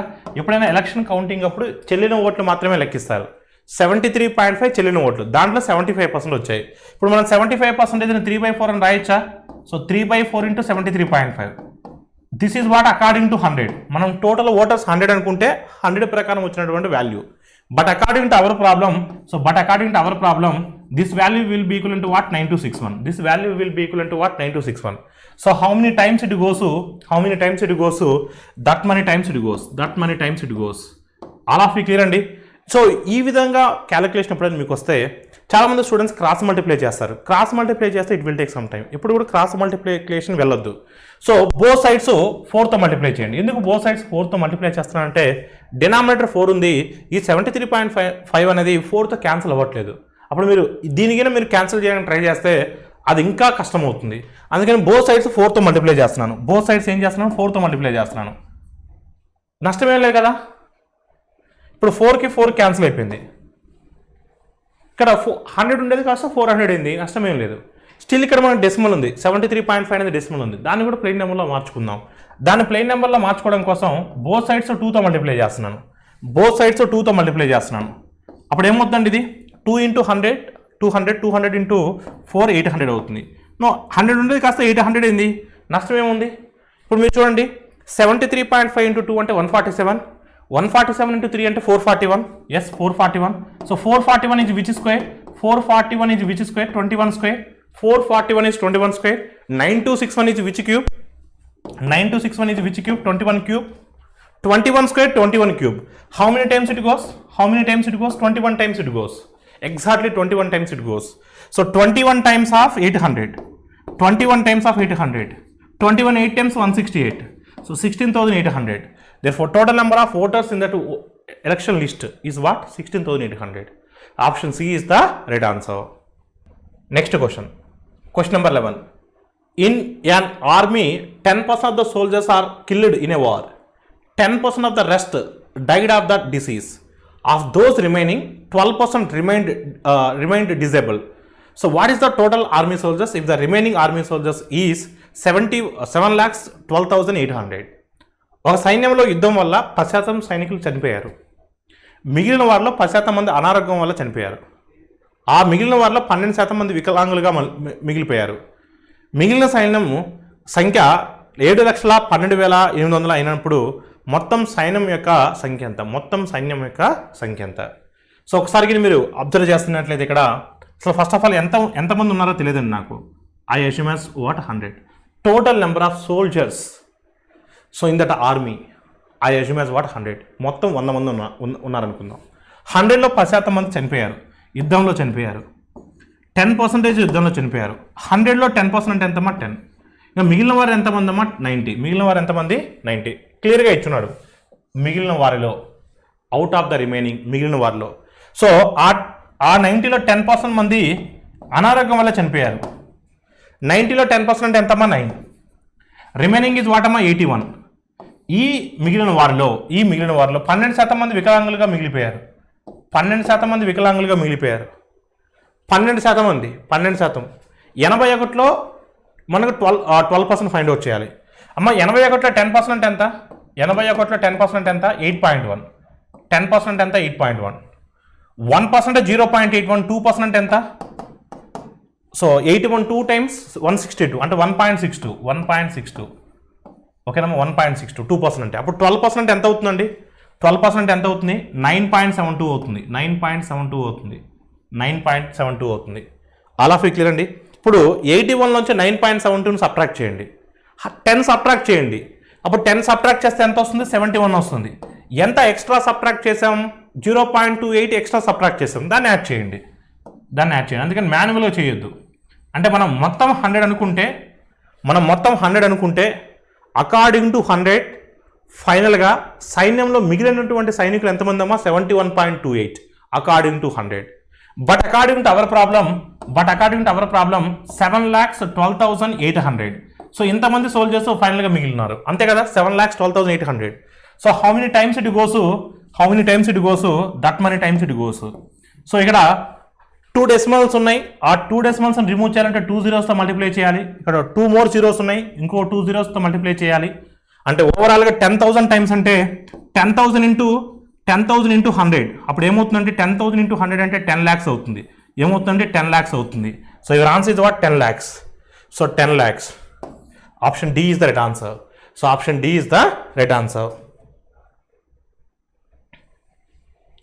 Option D is the right answer. Next question. Question number 12. An illiterate retailer sets the marked price of 50% more than the cost price of all his goods. If he sells at a 25% discount on the market price, he will think to get a 25% profit. Then what is the actual profit percentage on the sale of his goods? చదువురాని ఒక చిల్లర వర్తకుడు తన సరుకులు అన్నిటి మీద కొన్న ధర కంటే ఒక 50% ఎక్కువగా ముద్రించుకున్నాడు. అతను ఏమనుకున్నాడంటే 50% ఎక్కువగా ముద్రించుకుంటున్నాం కదా, 20% డిస్కౌంట్ ఇచ్చేస్తే నాకు ఇంకా 20% లాభం వస్తుంది కదా అనుకుంటున్నాడు. కానీ ఇన్ రియాలిటీలో అంత రాదు. ఒకవేళ ఇన్ రియాలిటీలో ఎంత శాతం లాభం వస్తుందని అడుగుతున్నాడు. చూడమ్మా, ఇక్కడ విషయం ఏంటంటే కొన్న వేల ఎంతో మనకు తెలియదు. కొన్న వేల ఎంతో తెలియదండి, జాగ్రత్తగా వినండమ్మా. మనకు కొన్న వేల ఎంతో తెలియదు. ఇక్కడ ఐ అస్యూమ్ యాజ్ 100. కొన్న వేలని ఏమనుకుంటున్నానమ్మా? 100 అనుకుంటున్నాను. కొన్న వేల ఐ అస్యూమ్ యాజ్ వాట్? 100. తెలియదు నాకు, 100 అనుకుంటున్నాను. ముద్రణ వెల మార్కెట్ ప్రైస్ 50% అధికంగా ముద్రించాను కదా, 50% అధికంగా ముద్రించాను కదా, అప్పుడు 150 అవుతుంది. కొన్న వెల 100 అనుకుంటున్నాను. ముద్రణ వెల మార్కెట్ ప్రైస్ 50% ఎక్కువగా ముద్రించాను, 150 అవుతుంది. ఓకేనండి. ఇప్పుడు రాయితీ ఎంత ఇస్తున్నానమ్మా? 20% డిస్కౌంట్ ఇస్తున్నాను. డిస్కౌంట్ పర్సంటేజ్ ఎప్పుడు కూడా మార్కెట్ ప్రైస్ మీద లెక్కెడతాం. రాయితీ శాతం ఎప్పుడు కూడా ముద్రణ వేల మీద లెక్కెడతాం. సో 25% డిస్కౌంట్ అండి, 25% డిస్కౌంట్ అంటే 150 మీద 25% డిస్కౌంట్. అమ్మ 25% లెక్కెట్టాల్సిన వచ్చినప్పుడు మీరు 2 టైమ్స్ హాఫ్ చేయండి. 115 హాఫ్ చేస్తే 75, 75 హాఫ్ చేస్తే 37.5, 37.5 తీసేస్తే ఎంత అండి? 112.5. ఇదేంటమ్మా? సెల్లింగ్ ప్రైస్, అమ్మిన వెల. ఇదేంటమ్మా? Selling price. కొన్న విలువేమో 100, అమ్మిన విలువేమో 112.5. అప్పుడు లాభశాతం ఎంత అవుతుందండి? 12.5 అవుతుంది. లాభశాతం ఎంత అవుతుందండి? 12.5 అవుతుంది. So your answer is what? 12.5%. లాభశాతం 12.5%. Option A is the right answer. Question number 13. Hemant sold a total of 10 sarees with a profit of 460 rupees and 12 sarees with a profit of 144 rupees. Out of the remaining 20 sarees, or at what profit should he made on each saree? For average profit of each saree is what? 18 rupees. మొత్తము 460 రూపాయల లాభంతో 10 చీరలు, మొత్తము 144 రూపాయల లాభంతో 12 చీరలు హేమంత్ అమ్మాడు. మిగతా 20 చీరలపై మొత్తం మీద చీరకు 18 రూపాయల సగటు లాభం రావడానికి ఒక్కొక్క చీరపై ఎంత లాభం రాబట్టాలి? సో మనకు సగటు ఇచ్చున్నాడు, 10 చీరల మీద ఇచ్చున్నాడు, 12 చీరల మీద ఇచ్చున్నాడు. అయితే మిగిలిన 20 చీరలు ఉన్నాయి చూసారా, ఆ 20 చీరల మీద ఒక్కో దాని మీద ఎంత వస్తే లాభము, అతనికి ఓవరాల్గా ఒక్కొక్క చీర మీద 18 రూపాయల లాభం వస్తుందని అంటున్నాడు. సో మొత్తం ఎన్ని చీరలు ఉన్నాయో చూద్దాం. మొత్తం ఎన్ని చీరలు ఉన్నాయి? ఒక్కొక్క దాని మీద 18 వస్తాయి అంట, 18 రూపాయలు వస్తుంది. సగటు మీద ఓవరాల్గా చూసుకుంటే ఒక్కొక్క శారీ మీద 18 రూపాయల ప్రాఫిట్ వస్తుంది. అసలు ఎన్ని శారీలు ఉన్నాయి ఇక్కడ? ఎన్ని శారీలు ఉన్నాయండి మొత్తం? ఇక్కడ ఒక 10 శారీస్ ఉన్నాయి, దాని తర్వాత ఇక్కడ ఒక 12 శారీస్ ఉన్నాయి, ఇక్కడ ఒక 20 శారీస్ ఉన్నాయి. మొత్తం ఎన్ని శారీస్ ఉన్నాయండి? 10, 12, 22. 22 + 20 42. మొత్తం 42 శారీస్ ఉన్నాయి. మొత్తం ఎన్ని శారీస్ ఉన్నాయండి? 42 శారీస్ ఉన్నాయి. 42 శారీస్ ఉన్నాయి మొత్తం మీద. 42 శారీస్ ఉన్నాయి. ఓవరాల్గా ఒక్కొక్క శారీ మీద 18 రూపాయల లాభం వస్తుంది. ఆల్ ఆఫ్ క్లియర్ అండి? అది మొత్తం మీద. ఇంకా మొదటి కేసు చూసుకుంటే మొదటిలో ఎంత వచ్చిందండి? 460 రూపీస్ వచ్చింది. మొత్తం 10 చీరల మీద 460 రూపీస్ వచ్చింది. నెక్స్ట్ 12 శారీస్ మీద ఎంత వచ్చిందండి? 144 రూపీస్ వచ్చింది. 144 రూపీస్ వచ్చింది. మిగతా శారీస్ ఏంటంటే 20 శారీస్. దాని మీద ఒక్కో దాని మీద X రూపీస్ వచ్చింది అనుకుందాం. ఇప్పుడు ఆ ఎక్సే మనం ఫైండ్ అవుట్ చేయాలి. మొదటి 10 శారీల మీద వచ్చినటువంటి లాభము, తర్వాత 12 శారీల మీద వచ్చినటువంటి లాభము, 20 శారీల మీద ఒక్కొక్క దాని మీద ఎంత వచ్చిందో తెలియదు, X రూపీస్ అనుకుంటున్నాను. ఇది మొత్తం మీద వచ్చినటువంటి లాభం. ఇప్పుడు మనం Xను ఫైండ్ అవుట్ చేయాలి. ఒకసారి చూడండి అమ్మా. సో 18 × 42 అండి. 18 2s are 36, 18 4s are 72, 72 + 3 75. So this is what? 756. So చూడమ్మా, 460 + 144 అంటే 604. ఇప్పుడు 20x = ఇప్పుడు 604ని ఇక్కడ నుంచి సబ్ట్రాక్ట్ చేసామనుకోండి, ఎంత వస్తుందండి? 152 వస్తుంది. ఎంత వస్తుందండి? 152 వస్తుంది, అంతే కదా. 604ను సబ్ట్రాక్ట్ చేయండి 756లోంచి 152. సో x = వాట్ అమ్మా? అసలు 2 టేబుల్లో 0ని పక్కన పెట్టండి. 2 టేబుల్లో 152 ఎన్ని టైమ్స్ పోతుంది? 76 టైమ్స్ పోతుంది. 76 టైమ్స్ పోతుంది. 0 ఉంది కాబట్టి 7.6 టైమ్స్ పోతుంది. దేర్ఫోర్ ఆ 20 శారీల మీద ఒక్కొక్క దాని మీద అతనికి వచ్చినటువంటి లాభం ఎంత అండి? 7.6. So your answer is what అండి? Option B. Option B is the right answer. Question number 14. One person sells with a loss of 7% on a chair and a profit of 17% on a table. Then the person gains 296 rupees. If he sells with 7% profit on chair and 12% profit on the table, he will get a 400 rupees profit. Then what is the cost price of the table? కుర్చీపై 7% నష్టము, టేబుల్పై 17% లాభంతో అమ్మకం వల్ల ఒకనికి లాభము 296 రూపాయలు వచ్చింది. అతడు కుర్చీపై 7% లాభము, టేబుల్పై 12% లాభంతో అమ్మితే అతనికి 400 రూపాయల లాభం వచ్చేది. అయితే టేబుల్పై అసలు ఖరీదు ఎంత? ఇక్కడ కొంతమందికి టేబుల్ ఖరీదు తెలియదు కాబట్టి X అనుకుంటారు, కుర్చీ ఖరీదు తెలియదు కాబట్టి X అనుకుంటారు, Y అనుకుంటారు, సర్కస్ చేస్తారు. So but we are going to attack directly. First ఓవరాల్గా చెప్తాను చూడండి, ఎవరు కూడా కంగారు పడద్దు. దాని తర్వాత బోర్డు మీద కూడా చెప్తాను. ఒకసారి మీరు జాగ్రత్తగా అబ్జర్వ్ చేసినట్లయితే 7% అని చేయరన్నాడు, లాస్ అన్నాడు. లాస్ అన్నాడు కాబట్టి నేను -7C అని రాసుకుంటాను. పర్సంటేజ్ని కాస్త పక్కన పెట్టండి. పర్సంటేజ్ అంటే బై 100 రాస్తాం, అది ఆ పక్కకు పంపిస్తే 2 సున్నాలు ఎక్స్ట్రా వస్తాయి. ఆన్సర్ వచ్చిన తర్వాత 2 సున్నాలు కలుపుకుందాం.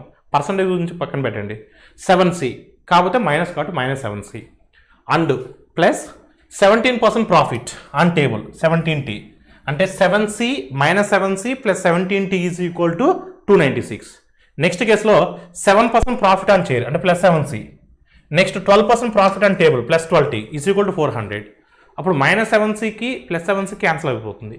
ఫస్ట్ కేసులో 17T, సెకండ్ కేసులో 12T, 17T 12T 19T, 17T 12T 29T, 400 296 696 696 29T is equal 696, T is equal 24. నేనేం చెప్పా, పర్సంటేజ్ని తీసేసాం ఇందాక. పర్సంటేజ్ అంటే 2 సున్నాలు కదా, సో 24 పక్కన 2 సున్నాలు పెట్టుకోండి, 24 పక్కన 2 సున్నాలు పెట్టుకోండి. సో మీ ఆన్సర్ ఎంత అండి, 2400. అలా without using pen and paper సెకండ్స్లో ఆన్సర్ అటాక్ చేయొచ్చు. మీ బుకీస్ ఆన్సర్ని మీరు ఫాలో అవుతూ చాలా టైం పడుతుంది. ఎవరు కూడా కంగారు పడద్దు, మరొకసారి ఎక్స్ప్లెయిన్ చేస్తాను. 7% నష్టం అన్నాడు, 7% నష్టం అన్నాడు, అందుకని నన్ను -7C అని రాసుకున్నాను. సార్ మీరు పర్సంటేజ్ ఎందుకు కన్సిడర్ చేయట్లేదు, మీరు కావాలంటే రాసుకో, శాతం అంటే ఏంటి 100 రాసుకో, మీరు ఆన్సర్ అదే వస్తుంది. ప్రతిసారి రాసుకోవడం దేనికి, ఆన్సర్ వచ్చిన తర్వాత 2 సున్నాలు పెట్టుకోమని చెప్తున్నాను. ఓకేనమ్మా. నెక్స్ట్ టేబుల్ పై 17% లాభము ప్లస్ 17T. మొత్తం మీద అతనికి ఈ ట్రాన్సాక్షన్ అతనికి వచ్చినటువంటి లాభం ఎంత, 296. నెక్స్ట్ కేసులో ఈ కుర్చీపై 7% లాభము అంటే ప్లస్ 7C, టేబుల్ పై 12% లాభం ప్లస్ 12T. దీని మీద మొత్తం మీద అతనికి వచ్చిన లాభం ఎంత, 400. ఒకసారికి మీరు చూస్తే 7Cకి 7C క్యాన్సిల్ అయిపోతుంది, 7Cకి 7C క్యాన్సిల్ అయిపోతుంది, ప్లస్ 7Cకి -7Cకి. ఇక్కడ ఎంత మన 29T. So 29T is equal to 696. So 29 times అమ్మ 24 times, therefore T is equal to what, 24. మనం ఏం చేసాను చూడండి, పర్సంటేజ్ని నేను రిమూవ్ చేశా. ఇక్కడ మనం 7C/100 17T/100 రాస్తే LCM 100 అవుతుంది, ఇక్కడ 2 zeros యాడ్ అవుతాయి, ఇక్కడ కూడా 2 zeros యాడ్ అవుతాయి. అలా ప్రతిసారి రాసుకునే దానికన్నా ఆన్సర్ వచ్చిన తర్వాత 2 zeros యాడ్ చేసుకోండి. So your answer is what, 2400. Option D is the right answer. Question number 15. After 4 years, the simple interest and sum of money will be 300. After the next 6 years, principal is 4 times. Then what is the total interest after 10 years? 4 సంవత్సరాల తర్వాత కొంత సొమ్ము మీద సామాన్య వడ్డీ 300 రూపాయలు అగును, తర్వాత 6 సంవత్సరాలకు అసలు 4 రెట్లు అగును. దీన్ని అండర్లైన్ చేయండి అమ్మా, అసలు 4 రెట్లు అగును. అయితే 10 సంవత్సరాల తర్వాత వచ్చినటువంటి మొత్తం వడ్డీ ఎంత? ఫస్ట్ మీకు ఓరల్గా చెప్తాను చూడండి. సో సాధారణ వడ్డీలో ప్రతి సంవత్సరం కూడా వడ్డీ అనేది సమానంగా ఉంటుంది. సింపుల్ ఇంట్రెస్ట్లో every year interest is same. So 4 years interest is what అమ్మా, 4 years interest is what, so 4 years interest is what, 300. Every year interest same కదా, అప్పుడు 1 yearకి ఇంట్రెస్ట్ ఎంత అవుతుందండి, 75 అవుతుంది. ఆల్ ఆఫ్ యూ క్లియర్ అండి. అదే 1 year సింపుల్ ఇంట్రెస్ట్ ఈజ్ 75. కొంత సొమ్ము ఉంది, ప్రిన్సిపల్ అనేది కొంత ఉంది, అది ఎంతో తెలియదు మనకు కూడా, 75 రూపీస్ ఎంతో కొంత ఉంది, దాని మీద 1 year సింపుల్ ఇంట్రెస్ట్ అనేది 75. సో 4 years కాబట్టి 4 into 75, 4 years కాబట్టి 4 into 75, 4 years కాబట్టి 4 into 75 300. నెక్స్ట్ 6 yearsకి ఏమైందంటే ప్రిన్సిపల్ 4 రెట్లు పెరిగింది. ఇప్పుడు ప్రిన్సిపల్ 4 రెట్లు పెరిగితే వడ్డీ కూడా 4 రెట్లు పెరుగుతుందా లేదా చెప్పండి. ప్రిన్సిపల్ 4 రెట్లు పెరిగినప్పుడు వడ్డీ కూడా 4 రెట్లు పెరుగుతుంది కదా. సో ప్రిన్సిపల్ 4 రెట్లు పెరిగింది, సో వడ్డీని కూడా నేను 4 రెట్లు పెంచుతున్నాను. అంతకుముందు ఎంత ఇంట్రెస్ట్ వచ్చిందండి, 75 రూపీస్ వచ్చింది. అంతకుముందు 75 రూపీస్ వచ్చింది, ఇప్పుడు ప్రిన్సిపల్ 4 రెట్లు పెరిగింది కాబట్టి వడ్డీ కూడా 4 రెట్లు పెరుగుతుంది. ఇది 1 సంవత్సరానికి. ఇదేంటమ్మా, ఇదేంటి 6 into ఇదేంటమ్మా 4 into 75 అనేది 1 yearకి, మనకు 6 yearsకి కావాలి. సో ఇంటూ 6 రాశారు. This is what overall 10 yearsకి. ఇప్పుడు చూడమ్మా, ఇక్కడ ఏం మీరు చూస్తే 6 4s 24 కదా, 6 4s 24 కదా, 24 into 75, 4 into 75, 75ని కామన్ తీసేస్తే అప్పుడు 4 plus 24 ఏమవుతుందమ్మా, 28 అవుతుంది. 75 into 28, 75 into 28 ఎంత వస్తుందంటే 75 into 28. సో సింపుల్గా 275 టైమ్స్ అంటే ఎంత, 150. 150 2s 300, 300 7s 2100. సో 2100. సో మొత్తం ఇంట్రెస్ట్ ఎంత వస్తుందంటే 2100 వస్తుంది. Option A is the right answer. Question number 16. One person 600 rupees is divided into 3 parts and put into simple interest. First part is 3% rate of interest for 4 years. Second part is 4% rate of interest for 5 years. And third part is 5% rate of interest for 3 years. If interest is getting 3 parts is same. This is the keyword for us to solve this question. అంటే 3 కేసులు కూడా interest అనేది సమానంగా ఉంది. Then what is the investment with 5% interest rate, అంటే 5% interest రేట్కి ఇచ్చినటువంటి principal ఎంత అని అడుగుతున్నారు. సో ఒక వ్యక్తి 600 రూపాయలను 3 భాగాలుగా సామాన్య వడ్డీకి ఇచ్చాడు. సామాన్య వడ్డీ అంటే సాధారణ వడ్డీ. మొదటి భాగం 3% చొప్పున 4 సంవత్సరాలకి, రెండో భాగం 4% చొప్పున 5 సంవత్సరాలకి, మరియు మూడో భాగం 5% చొప్పున 3 సంవత్సరాలకి. ప్రతి భాగం మీద వచ్చినటువంటి వడ్డీ సమానమైనచో, దీన్ని అండర్లైన్ చేయనమ్మా, ప్రతి భాగం మీద వచ్చినటువంటి వడ్డీ సమానమైనచో 5% వద్ద వచ్చినటువంటి 5% వద్ద ఎంత సొమ్మును మీరు అప్పుగా ఇచ్చున్నారు అనేది క్వశ్చన్. ఇక్కడ వడ్డీ అనేది సమానం అంటున్నాడు కాబట్టి మనం మీ అందరికీ కూడా చెప్పున్నాను, ఇఫ్ R/T మొత్తం వడ్డీ రేటు అనేది A/B నిష్పత్తిలో ఉంటే, A/B/C నిష్పత్తిలో ఉంటే, సో మీకు ప్రిన్సిపల్స్ అనేవి విలోమానుపాతంలో ఉంటాయి, ఇన్వర్స్లీ ప్రపోర్షన్లో ఉంటాయి. సో ఇన్వర్స్లీ ప్రపోర్షన్లో ఉంటాయని చెప్పున్నాను గుర్తుందా మీ అందరికి కూడా? ఓకేనమ్మా. If R/T are in the ratio A/B/C then principals అనేవి విలోమానుపాతంలో ఉంటాయి. ఓకేనమ్మా, విలోమానుపాతంలో ఉంటాయి. ఆల్ ఆఫ్ క్లియర్ అండి. ఇక్కడ మనకు R/T ratio ఇచ్చున్నాడు, R/T. So R అంటే వడ్డీ రేటు, T అంటే సంవత్సరాలు, మొత్తం వడ్డీ రేటు ఎంత ఇచ్చున్నాడండి? మొదటి కేసులో ఎంతమ్మా? 3% 4 సంవత్సరాలకి, 3 × 4 12, 3 × 4 12. ఓకేనండి, 12. నెక్స్ట్ రెండో భాగం 4% చొప్పున 5 సంవత్సరాలకి, 4 × 5 20, 4 × 5 ఎంతమ్మా? 20. నెక్స్ట్ మూడో భాగం 5% చొప్పున 3 సంవత్సరాలకి, 3 × 5 15. ఇవి ఏ అయినా టేబుల్తో క్యాన్సిల్ అవుతాయండి? ఏ టేబుల్తో కూడా క్యాన్సిల్ అవ్వు, శాతాలు క్యాన్సిల్ అవుతాయి మహా అయితే, ఇంకే టేబుల్ కూడా క్యాన్సిల్ అవ్వు. ఇప్పుడు మనకు ప్రిన్సిపల్ కావాలి. అసలు కావాలంటే ఏం చేయాలి? విలోమం చేయాలి, సర్కస్ చేయాలి, కసాక్ కట్టాలి. అలా చేయొద్దు. ఏ పదం కావాలంటే ఆ పదాన్ని మూసేయండి, మిగతా రెండింటిని మల్టిప్లై చేయండి. ఇప్పుడు నాకు మొదటి పదం కావాలనుకోండి, శాతాలు క్యాన్సిల్ అయిపోతాయండి, వాటి జోలు వెళ్ళొద్దు. ఇంకా నాకు మొదటి పదం కావాలనుకోండి, మొదటి పదాన్ని మూసేయండి, మిగతా రెండింటిని మల్టిప్లై చేయండి. 20 15 టైమ్స్ ఎంతమ్మా? 300. 20 15 times 300. If you want second term, close the second term and multiply remaining 2. So 12 15 times ఎంతమ్మా? 180. 12 15 times is what? 180. If you want third term, close the third term and multiply remaining 2. 12 × 20 240. 12 × 20 ఎంతమ్మా? 240. So 12 × 20 ఎంతమ్మా? 240. So cancel the అమ్మా. In which table it goes? 60 table.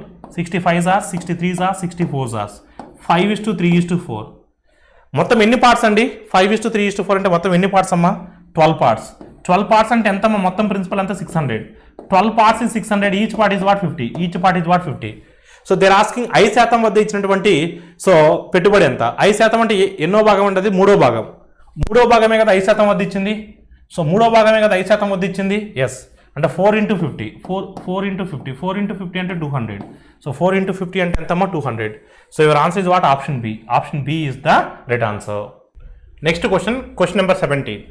4310 was divided into 3 parts and invested to get equal amount if the interest rate is 10% after 1 year, 2 years or 3 years and 3 years. Then amount deposited over a period of 3 years is what? 4310 రూపాయలను 3 భాగాలుగా సమాన మొత్తము వచ్చినట్లుగా పెట్టుబడి పెట్టారు.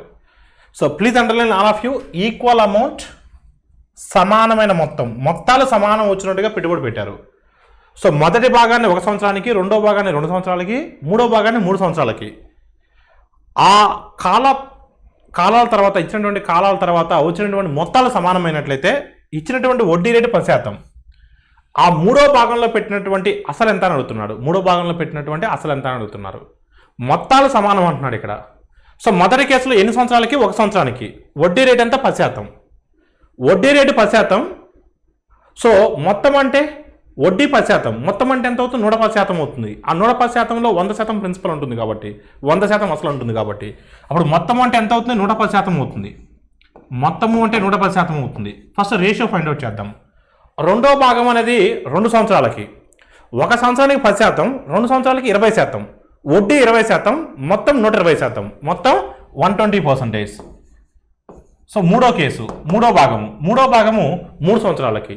1 సంవత్సరానికి 10%, 3 సంవత్సరాలకి 30%, వడ్డీ 30%, మొత్తం 130%, మొత్తము 130%, మొత్తం ఎంత? 130%, మొత్తం 130%. ఇప్పుడు మీరు చూడమ్మా. So cancel the common terms. 10తో మల్టిప్లై చేద్దాం, 10తో డివైడ్ చేశాను మొత్తాన్ని కూడా. 11:12:13. ఇప్పుడు నాకు ప్రిన్సిపల్స్ రేషియో కావాలి. సో ప్రిన్సిపల్స్ రేషియో కాబట్టి ఇన్వర్స్లో ఉంటుంది. సో ఇన్వర్స్లో ఉంది కాబట్టి మీకు ఏ పదం కావాలంటే ఆ పదాన్ని క్లోజ్ చేయండి, మిగతా రెండింటిని మల్టిప్లై చేయండి. So if you want first term, close the first term. 12 13 times ఎంతమ్మా? 156. If you want second term, close the second term. So and multiply remaining 2. 11 13 times 143.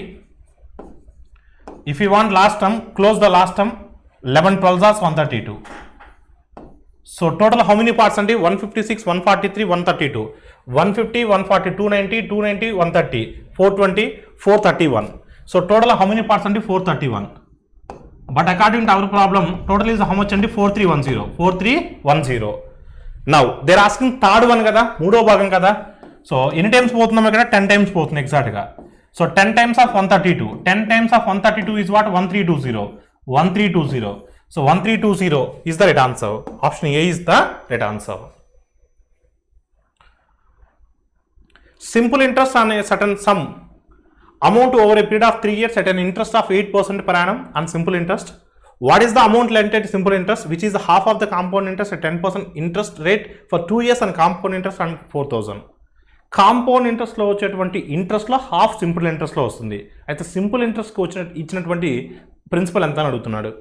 కొంత సొమ్ము సాధారణ వడ్డీకి 3 సంవత్సరాల్లో సంవత్సరానికి 8% వడ్డీ రేటు ప్రకారం ఆయన సాధారణ వడ్డీ 4,000పై చక్ర వడ్డీకి 2 సంవత్సరాలకు సంవత్సరానికి 10% చొప్పున చక్రవడ్డీ ప్రకారమైన చక్రవడ్డీలో సగము ఆయన సాధారణ వడ్డీకి ఇచ్చినటువంటి అసలు ఎంత. ఫస్ట్ ఆఫ్ ఆల్ సాధారణ వడ్డీ ప్రిన్సిపల్ మనకు తెలియదు, దాన్ని పక్కన పెట్టండి. కానీ కాంపౌండ్ ఇంట్రెస్ట్కి ఇచ్చినటువంటి ప్రిన్సిపల్ మనకు తెలుసు. దాన్ని యూజ్ చేసి మనం కాంపౌండ్ ఇంట్రెస్ట్ని ఫైండ్ అవుట్ చేద్దాం. కాంపౌండ్ ఇంట్రెస్ట్ని ఫైండ్ అవుట్ చేస్తే దాంట్లో హాఫ్ సింపుల్ ఇంట్రెస్ట్ అవుతుంది. అప్పుడు ఇంట్రెస్ట్ తెలుస్తుంది కాబట్టి దాని నుంచి మనం ప్రిన్సిపల్ని ఫైండ్ అవుట్ చేయొచ్చు. First of all our target is to find out compound interest on 4,000. Compound interest on 4,000 for 2 years at the rate of 10% per annum. At the rate of 10% per annum. అమ్మ 4,000 మీద 10% ఎంత 400. అంటే first year compound interest is 400. 4,000 rupees మీద compound interest first ఇయర్కి 10%. 10% అంటే 400. Second year compound ఇంట్రెస్ట్ని ఎలా calculate చేస్తాం? First year interest plus interest on first year interest. అంటే ఈ 400 మీద మళ్ళీ 10%, ఈ 400 మీద మళ్ళీ 10%. అంటే second year compound interest is what 440. First year compound interest is 400. Second year compound interest is what 440. So total it is what 840. అంటే 2 years compound interest is what 840. 2 years compound interest is 840. So now we need simple interest. Simple interest ఎంత వస్తుంది అంటున్నాడు. So మనము చక్రవడ్డీలో ఎంతైతే వస్తుందో దాంట్లో సగం వస్తుంది అంటున్నాడు. ఓకేనమ్మా, సగం చక్రవడ్డీలో సగం అంటున్నాడు. అంటే 840లో సగం ఎంత 420. 840లో సగం ఎంత అంటే 420. 840లో సగం ఎంత 420. ఈ 420 దేని ద్వారా వచ్చింది మనకు? సాధారణ వడ్డీ ద్వారా వచ్చింది. సో కాంపౌండ్ ఇంట్రెస్ట్ 840 అండి. Compound interest 840. So simple interest is half of that one. So this one will be equal to what? So 3 సంవత్సరాలకి ఎన్ని సంవత్సరాలకమ్మా? 3 సంవత్సరాలకి 8% వడ్డీ రేటు ప్రకారం. 1 year interest is 8%. 3 years interest is what 24%. Therefore 24% is nothing but 420. 24% will be equivalent to 24% of the principal will be equivalent to 420. 24% is 420. మనకు కావాల్సింది ఈ principal కదా, principal అంటే 100%. So 100% is what? 24% is 420, then 100% is what? చూడమ్మా, so మనకు 4 table cancel చేయండి. 4 6 hours 425 times. 425 times. 6 table ఎన్ని times పోద్దామా? 70 times పోద్ది. 670 times 25 70 times. 25 7s are 175. So 0 ఉంది కాబట్టి 1750. అంటే సాధారణ వడ్డీకి ఇచ్చినటువంటి ప్రిన్సిపల్ ఎంత అంటే 1750. సాధారణ వడ్డీకి ఇచ్చినటువంటి ప్రిన్సిపల్ ఎంత అంటే 1750. So your answer is what? Option C. Question number 19.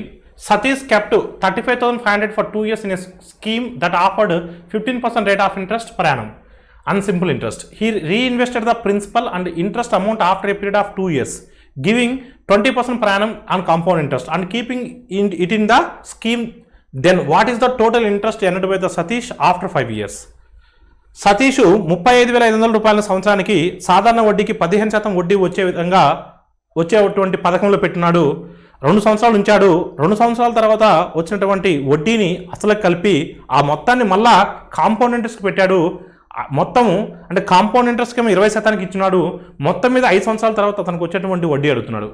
మొదటి 2 సంవత్సరాలకైనామో సాధారణ వడ్డీ ఆ 2 సంవత్సరాలకు సాధారణ వడ్డీ క్యాలిక్యులేట్ చేసిన తర్వాత వచ్చిన వడ్డీని అసలు కలిపాడు. అప్పుడు మొత్తం అవుతుంది. ఆ మొత్తాన్ని మళ్ళీ రీఇన్వెస్ట్ చేశాడు.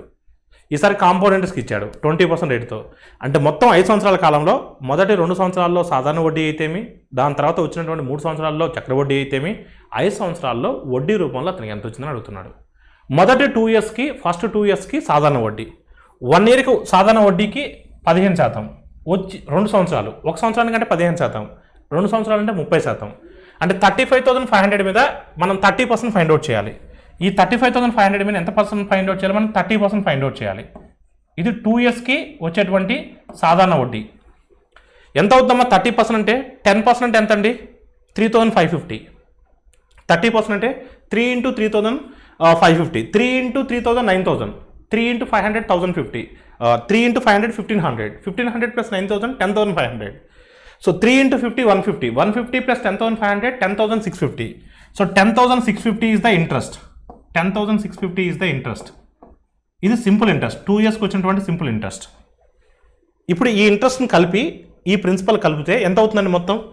So 35,000 10,000, 45,000, 45,000 plus 500 600 1150. అప్పుడు ఎంత అవుతుందండి? 46,000. సో 500 600 1100 1150 అంటే 150, 46,150. ఇది 2 years తర్వాత ఉన్నటువంటి మొత్తము అప్పుడు ప్రిన్సిపల్ అవుతుంది, ఎందుకంటే రీఇన్వెస్ట్ చేస్తున్నాడు కాబట్టి. ఓకేనండి. సో దీని మీద మనం 3 years compound interest find out చేయాలి. 3 years compound interest.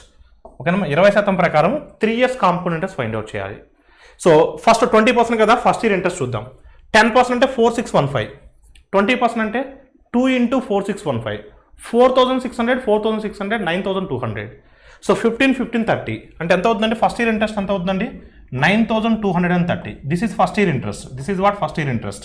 First year compound interest. First year అంటే ఈ లెక్క ప్రకారం థర్డ్ ఇయర్ అవుతుంది, ఎందుకంటే మొదటి 2 years సింపుల్ ఇంట్రెస్ట్ కాబట్టి ఇది థర్డ్ ఇయర్ ఇంట్రెస్ట్ అవుతుంది. ఓకేనండి. నెక్స్ట్ ఇయర్ ఇంట్రెస్ట్ కావాలంటే ఏం చేస్తాం? Previous year interest 2 plus 9230 plus దీని మీద మళ్ళీ 20% ఫైండ్ అవుట్ చేయాలి. దీని మీద మళ్ళీ 20% ఫైండ్ అవుట్ చేయాలి. 10% అంటే 923, 20% అంటే 923. అప్పుడు ఎంత అవుతుందండి? 1846 అవుతుంది. 1846 అవుతుంది. ఇది ఏమవుతుందమ్మా? ఈ లెక్క ప్రకారం 4th year కాంపౌండ్ ఇంట్రెస్ట్ అవుతుంది. ఓకేనండి. సో ఈ రెండు యాడ్ చేస్తే ఎంత వస్తుందండి? ఈ రెండు యాడ్ చేస్తే ఎంత వస్తుందమ్మా? ఇది ఈ లెక్క ప్రకారం థర్డ్ ఇయర్ కాంపౌండ్ ఇంట్రెస్ట్ అండి. ఈ రెండు యాడ్ చేయనమ్మా. 1800 9200 అప్పుడు 11,000 అవుతుంది. 11,076 అవుతుంది. 11,000. సో అంతే కదా. 18 ఇక్కడ యాడ్ చేస్తే సో మనకు 11,000 అవుతుంది. 11,076 అవుతుంది. ఈ 11,076 ఏంటిదండి? మనకు ఈ లెక్క ప్రకారం 4th year compound interest. Next year interest కావాలంటే ఏం చేయాలి? 11,076 ప్లస్ దీని మీద మళ్ళీ 20% ఇంట్రెస్ట్ ఫైండ్ అవుట్ చేయాలి. 10% ఎంతమ్మా? 11076. 110 10% అంటే 110 7.6. 20% అంటే 1107. సో 2215.2. ఈ రెండు యాడ్ చేస్తే ఎంత అవుతుందమ్మా మనకు ఇప్పుడు? సో ఒకసారి మీరు చూడండి, అంటే మన ఆన్సర్ 0.2తో ఎండ్ అవ్వాలి. మనకి ఇంట్రెస్టే కదా కావాల్సింది, 0.2తో ఎండ్ అవ్వాలి. సో 0.2తో ఎండ్ అవ్వాలి. సో ఇప్పుడు మనం ఏమేమి యాడ్ చేయాలండి? ఫస్ట్ 2 years ఇంట్రెస్ట్ ఎంతమ్మా? 10,650. ఫస్ట్ అప్రాక్సిమేట్గా యాడ్ చేద్దాం. ఇక్కడ ఒక 10,000 ఉంది, ఇక్కడ ఒక 9,000 ఉంది, 19,000, ఇక్కడ ఒక 11,000 ఉంది, 19,000 11,000, సో 30,000, ఇక్కడ ఒక 11,000 ఉంది, 41,000, ఇక్కడ ఒక 2,000 ఉంది, 43,000. అంటే మన ఆన్సర్ 43,000 కన్నా ఎక్కువ ఉండాలి. 0.2తో ఎండ్ అవ్వాలి. సరే మీరు 0.2తో ఎండ్ అవ్వాలని ఎంత ధైర్యంగా చెప్తున్నారు సార్? ఇక్కడ 0.2 ఉంది కాబట్టి అందుకని ధైర్యంగా చెప్తున్నాను. మన ఆన్సర్ ఖచ్చితంగా 0.2తో ఎండ్ అవ్వాలి. 0.2తో ఎండ్ అవ్వాలి. 42,000 కన్నా ఎక్కువ ఉండాలి. మనకు కావాల్సింది యాక్యురేట్ ఆన్సర్ కాదు, మనకు కావాల్సింది కరెక్ట్ ఆప్షన్. సో 0.2తో ఎండ్ అవ్వాలి. 42,000 కన్నా ఎక్కువ ఉండాలి. మనం ఈ మిగతావి కూడా యాడ్ చేస్తే మనకు 44,247.2 ఎగ్జాక్ట్గా వస్తుంది. మీరు కావాలంటే యాడ్ చేసి చూసుకోండి, యాక్యురేట్గా వస్తుంది. మనకు కావాల్సింది యాక్యురేట్ ఆన్సర్ కాదు, ఉన్న ఆప్షన్స్లో బెస్ట్ ఆప్షన్ కావాలి. So your answer is what? Option D. మొదటి 2 సంవత్సరాలకి సాధారణ వడ్డీ, వచ్చిన వడ్డీని అసలు కలిపాడు, మొత్తాన్ని రీఇన్వెస్ట్ చేశాడు. మిగతా 3 సంవత్సరాలకు కాంపౌండ్ ఇంట్రెస్ట్ క్యాలిక్యులేట్ చేశాడు. మొదటి 2 సంవత్సరాల సాధారణ వడ్డీ అయితేమి, దాని తర్వాత 3 సంవత్సరాలకు వచ్చినటువంటి చక్ర వడ్డీ అయితేమి మొత్తం కలుపుకుంటే మనకు 44,247.20 రూపీస్ వస్తుంది. Option D is the right answer. Question number 20. If you buy 30 kg of rice at 17.50 per kg and another 30 kg of rice at a certain rate and sells the mixture of these two types of rice at 18.60 per kg, Padam gets a total gain of 20%. What is the rate of purchase of another 30 kg of rice per kg? KG 17.5 వంతున 30 కేజీలు, మరొక రకం 30 కేజీల బియ్యం కొంత రేటుతో కొని ఈ 2 రకాల బియ్యాల మిశ్రమాన్ని 18.60 కేజీ వంతున అమ్మితే పదం అది పదమమ్మ. సో పేరు అది పదంకు 20% మొత్తం మీద లాభం లభించింది. రెండో రకం 30 కేజీల బియ్యం కొన్నటువంటి రేట్ ఎంత? చూడమ్మ, 2 రకాల బియ్యం కొన్నాడు. మొదటి రకం బియ్యం 30 కేజీలు కొన్నాడు. రెండో రకం బియ్యం కూడా 30 కేజీలు కొన్నాడు. మొదటి రకం బియ్యం కేజీ 17.5 లెక్కన కొన్నాడు. రెండో రకం ఎంత కొన్నాడో తెలియదు. మొత్తం ఆ రెండింటిని మిక్స్ చేసి ఆ మిశ్రమాన్ని ఒక్కొక్క కేజీని 18.60 అమ్మాడు. అలా అమ్మడం వల్ల అతనికి 20% లాభం వచ్చింది. అయితే అడిగిన క్వశ్చన్ ఏంటంటే రెండో రకం బియ్యము కేజీ ఎంత కొన్నాడని అడుగుతున్నాడు. క్వశ్చన్ అర్థమైంది కదా. మిశ్రమాల ద్వారా సాల్వ్ చేద్దాం దీన్ని. మొదటి రకం బియ్యం ఎంతమ్మా? 17.5. మొదటి రకం బియ్యం ఎంత అంటే 17.5. మొదటి రకం బియ్యం 17.5. ఓకేనండి. మొదటి రకం బియ్యం ఎంత? 17.5. రెండో రకం బియ్యం మనకు తెలియదండి. రెండో రకం బియ్యం మనకు తెలియదు. ఇప్పుడు 17.5 అనేది కొనవెల కదా, ఇక్కడ కూడా మనకు కొనవెల కనుక్కోవాలి. కానీ మిశ్రమం ఏమిచ్చాడండి? అమ్మిన వేల ఇచ్చాడు. మిశ్రమాన్ని అమ్మితే అన్నాడు. 18.5 చెప్పున అమ్ముతే అన్నాడు. So cells the mixture of these 2 types of rice at 18.60. అంటే mixture value is selling price. How to convert them into cost price. ఎందుకంటే మిశ్రమాలను అప్లై చేయాలంటే ఈ 3 విలువలు ఎప్పుడు కూడా ఒకే ప్రమాణాల్లో ఉండాలి, ఒకే యూనిట్స్లో ఉండాలి. అలా లేని పక్షాన మనం ఒకే యూనిట్స్లో మార్చుకోవాలి. అలా మార్చుకోవాలంటే మనకి ఎక్స్ట్రా డేటా ఇవ్వాలి. ఎక్స్ట్రా డేటా ఇచ్చాడు. ఏమిచ్చాడు? 20% లాభం వస్తున్నాడు అంటే ప్రాఫిట్ పర్సెంటేజ్ ఇచ్చున్నాడు. ప్రాఫిట్ పర్సెంట్ని యూజ్ చేసి సెల్లింగ్ ప్రైస్ని యూజ్ చేసి మనం కాస్ట్ ప్రైస్ని ఫైండ్ అవుట్ చేయొచ్చు. ఇప్పుడు 20% ప్రాఫిట్ అంటే దాన్ని ఎలా రాయొచ్చు? మనం 120% ఆఫ్ సిపి రాయొచ్చు కదా. అంటే 120% of CP will be equal into వాటమా 18.6. మిక్చర్ వాల్యూ అంతే కదమ్మా. ఇప్పుడు మనకు కావాల్సిన 100%. So 100% value will be what? ఒకసారికి మీరు చూసినట్లయితే 25 ఆర్ 26 ఆర్ 6 టేబుల్ ఎన్ని టైమ్స్ పోతుందమ్మా? 3.1 టైమ్స్ పోతుంది. సో 3.1 ఇంటూ 5 అంటే 15.5. అంటే మిక్చర్ వాల్యూ ఈజ్ వాటమ్మా? మిశ్రమం యొక్క కొన్న విలువ ఎంతమ్మా? 15.5. చూడమ్మా, మిశ్రమం వాల్యూ 15.5. ఇక్కడ మనకు ప్రైస్ తీసుకుంటున్నాం కాబట్టి, మన ఇన్పుట్ ప్రైస్ తీసుకుంటున్నాం కాబట్టి మనకు అవుట్పుట్ వచ్చేది క్వాంటిటీ అవుతుంది. అవుట్పుట్ వచ్చేది ఏమవుతుందండి? క్వాంటిటీ. 30 కేజీ 30 కేజీ కదా. మొదటి వెరైటీ 30 కేజీ, రెండో వెరైటీ 30 కేజీ. అంటే 30 కేజీ అంటే ఏంటి? 1:1 కదా. 1:1. ఇప్పుడు మీరు చూడమ్మా, 17.5లోంచి 15.5ని సబ్ట్రాక్ట్ చేస్తే ఏమొస్తుంది? 17.5లోంచి 15.5 సబ్ట్రాక్ట్ చేస్తే 2 వస్తుంది కదా. 2 వస్తుంది. అంటే 1 పార్ట్ అంటే వాల్యూ ఎంతమ్మా? 2. 1 పార్ట్ అంటే వాల్యూ 2. మరి ఇక్కడ కూడా 1 పార్ట్ అంటే ఏముండాలి? 2 ఉండాలి. అంటే ఇక్కడ 2 ఉండాలి అంటే ఇక్కడ ఎంత ఉండాలంటే 13.5 ఉండాలి. అప్పుడే కదా మనకి డిఫరెన్స్ 2 వచ్చేది. ఇప్పుడు 13.5కి 15.5కి డిఫరెన్స్ 2, 17.5కి 15.5కి డిఫరెన్స్ 2. అంటే ఇక్కడ 1 పార్ట్ 2 కాబట్టి ఇక్కడ కూడా 1 పార్ట్ ఉంది కాబట్టి 1 పార్ట్ 2 రావాలి. ఇక్కడ 2 రావాలంటే ఇక్కడ వాల్యూ ఎంత ఉండాలి? 13.5 ఉండాలి. అంటే రెండో రకం బియ్యం second variety of rice cost 13.50. So your answer is what? Option B. Option B is the right answer. Question number 21. A company sells a car with a market price of 2,72,000 for 4% discount on 2 lakhs and 2.5% discount on the remaining 72,000. Then the selling price of the car is what? ఒక company 2,72,000 ప్రకటన ధరతో ఒక car అమ్మకంలో ఉంది. మొదటి 2 లక్షల మీద 4% రాయితీ ఇచ్చున్నారు. తర్వాత మిగిలినటువంటి 72,000 మీద 2.5% లాభం రాయితీ ఇచ్చున్నారు. అయితే మొత్తం మీద కారు యొక్క అమ్మకం విలువ ఎంత? అసలు ఇక్కడ మనకు ప్రకటన విలువ తెలుసు. సో మనం ఎంత రాయితీ, మొత్తం మీద ఎంత రాయితీ ఇచ్చారో తెలిస్తే రాయితీని తీసేస్తే మిగతాది అమ్మకం విలువ అవుతుంది. 2 లక్షల మీద ఎంత శాతం అమ్మా? 4%. 2 లక్షల మీద 4% అంటే ఎంత అండి? 8,000 అవుతుంది. 1% అంటే 2 సున్నాలు తీసేయాలి, 2,000. 4% అంటే ఎంతమ్మా? 8,000. 4% అంటే ఎంత? 8,000. 4% అంటే ఎంత? 8,000. మిగతా 72,000 మీద ఎంతమ్మా? 2.5%. దీని మీద ఎంతమ్మా? 2.5%. మీరు 2.5% మాన్యువల్గా చేయొద్దండి. 10% కనుక్కోండి, వచ్చిన దాన్ని బై 4 చేయండి. 10% అంటే ఎంత? 7,200. దాన్ని బై 4 చేయండి. 7,200 బై 4 అంటే 1,800. అంటే మొత్తం మీద మనకు వచ్చినటువంటి రాయితీ ఎంత అండి? 9,800 వచ్చింది. అంటే అసలు ఫస్ట్ ఆఫ్ ఆల్ కారు యొక్క ప్రకటన వాల్యూ ఎంతమ్మా? మార్కెట్ ప్రైస్ ఎంత అంటే 2,72,000. సో ప్రకటన ధర 2,72,000. మనకు రాయితీ ఎంత ఇచ్చారు? 9,800 ఇచ్చారు. 10,000 అనుకోండి, 10,000 తీసేయండి. 10,000 తీసేస్తే ఎంతమో 2,62,000. అంటే మన ఆన్సర్ 2,62,000లో ఉండాలి. 2,62,000లో ఉండాలి. 2,62,200 ఎందుకు వచ్చిందంటే మనం 200 ఎక్కువ తీసేసాము. ఆ 200 యాడ్ చేసుకోండి.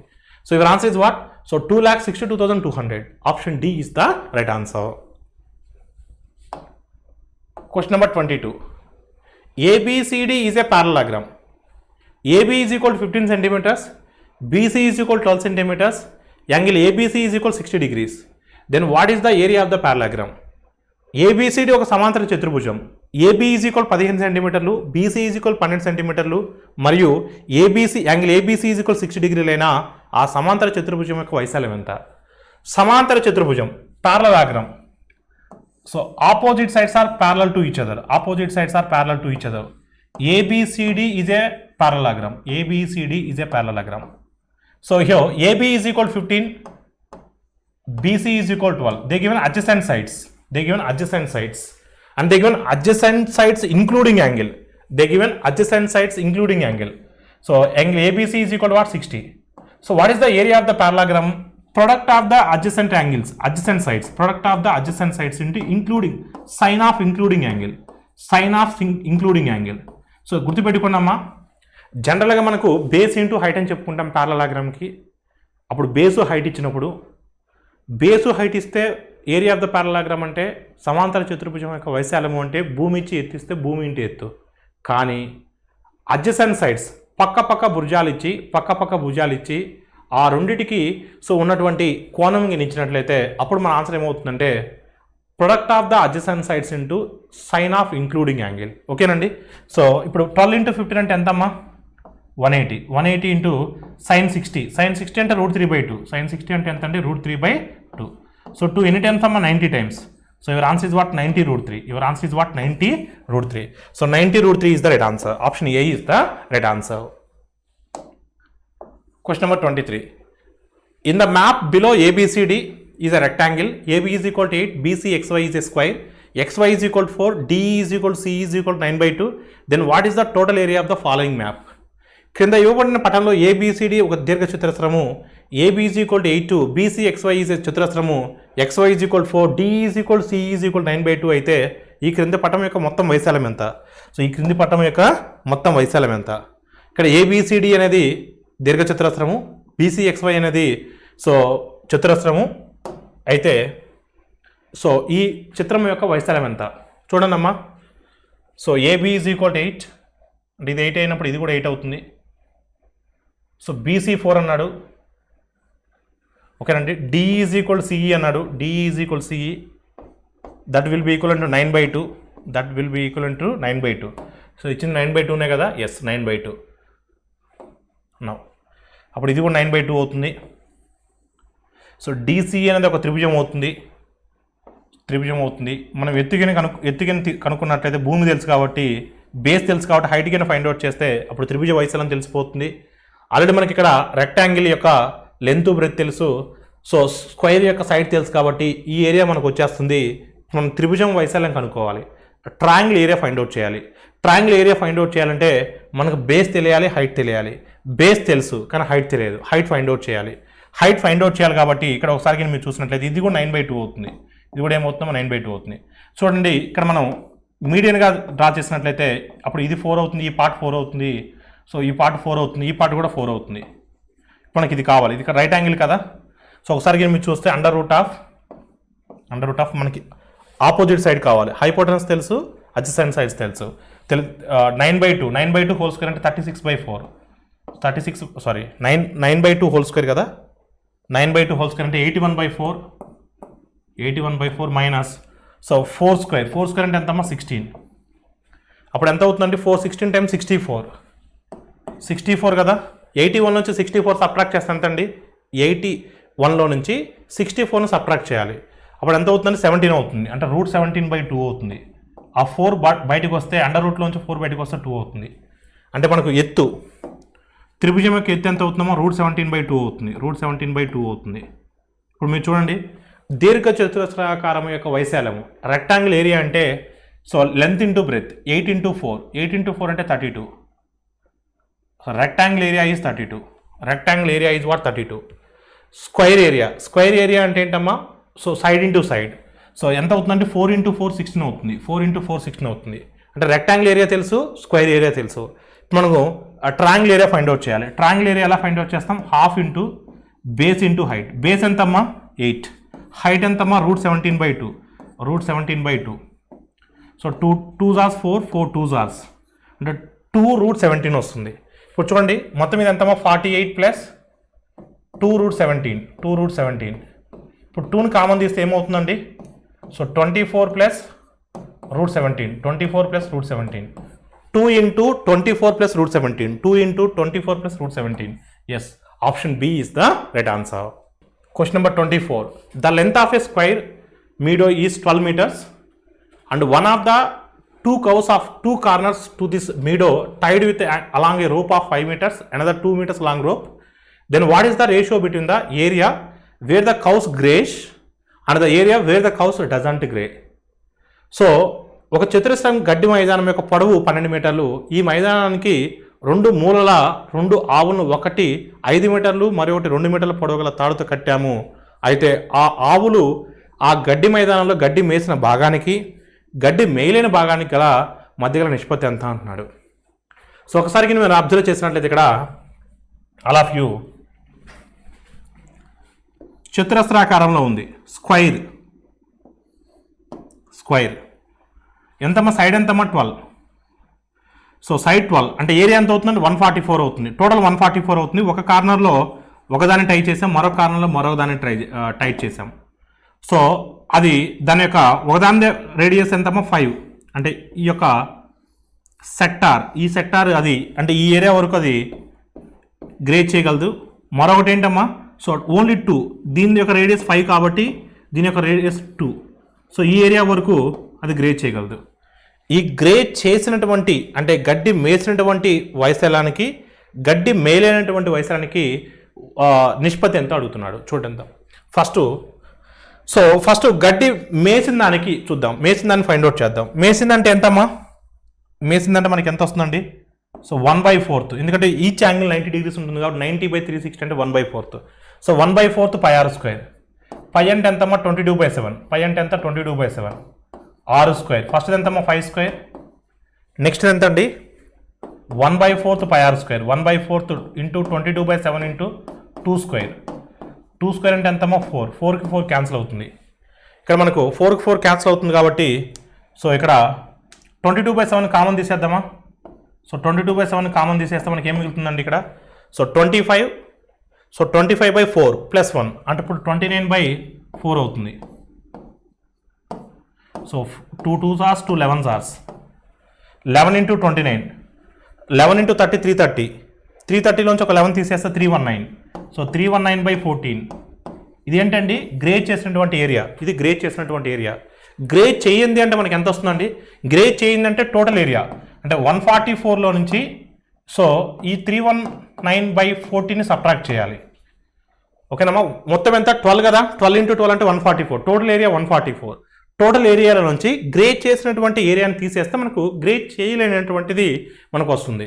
చూడమ్మా ఒకసారి మీరు చూస్తే 144 into 14 ఎంత వస్తుందండి? 144 into 14 అంటే so 14 4s are 56. So 14 4s are 56 plus 5 61. 14 4s are 14 plus 6 2016 minus 319/14. Difference ఎంతమ్మా? 300 సబ్ట్రాక్ట్ చేస్తే 1716 వస్తుంది. 1716 19 16 సబ్ట్రాక్ట్ చేస్తే ఇంకో 3 ఉంటుంది. అప్పుడు మనకు 1697 వస్తుంది. 1697 బై 19/14 కదా. 14 ఇదేంటండి? గ్రేజ్ చేయలేనటువంటిది. గ్రేజ్ చేయగలిగింది ఎంతమ్మా? సో 319/14 319/14. సో 14కి 14 క్యాన్సిల్ అవుతే ఫైనల్గా మనకు ఆన్సర్ ఏమవ్వాలండి?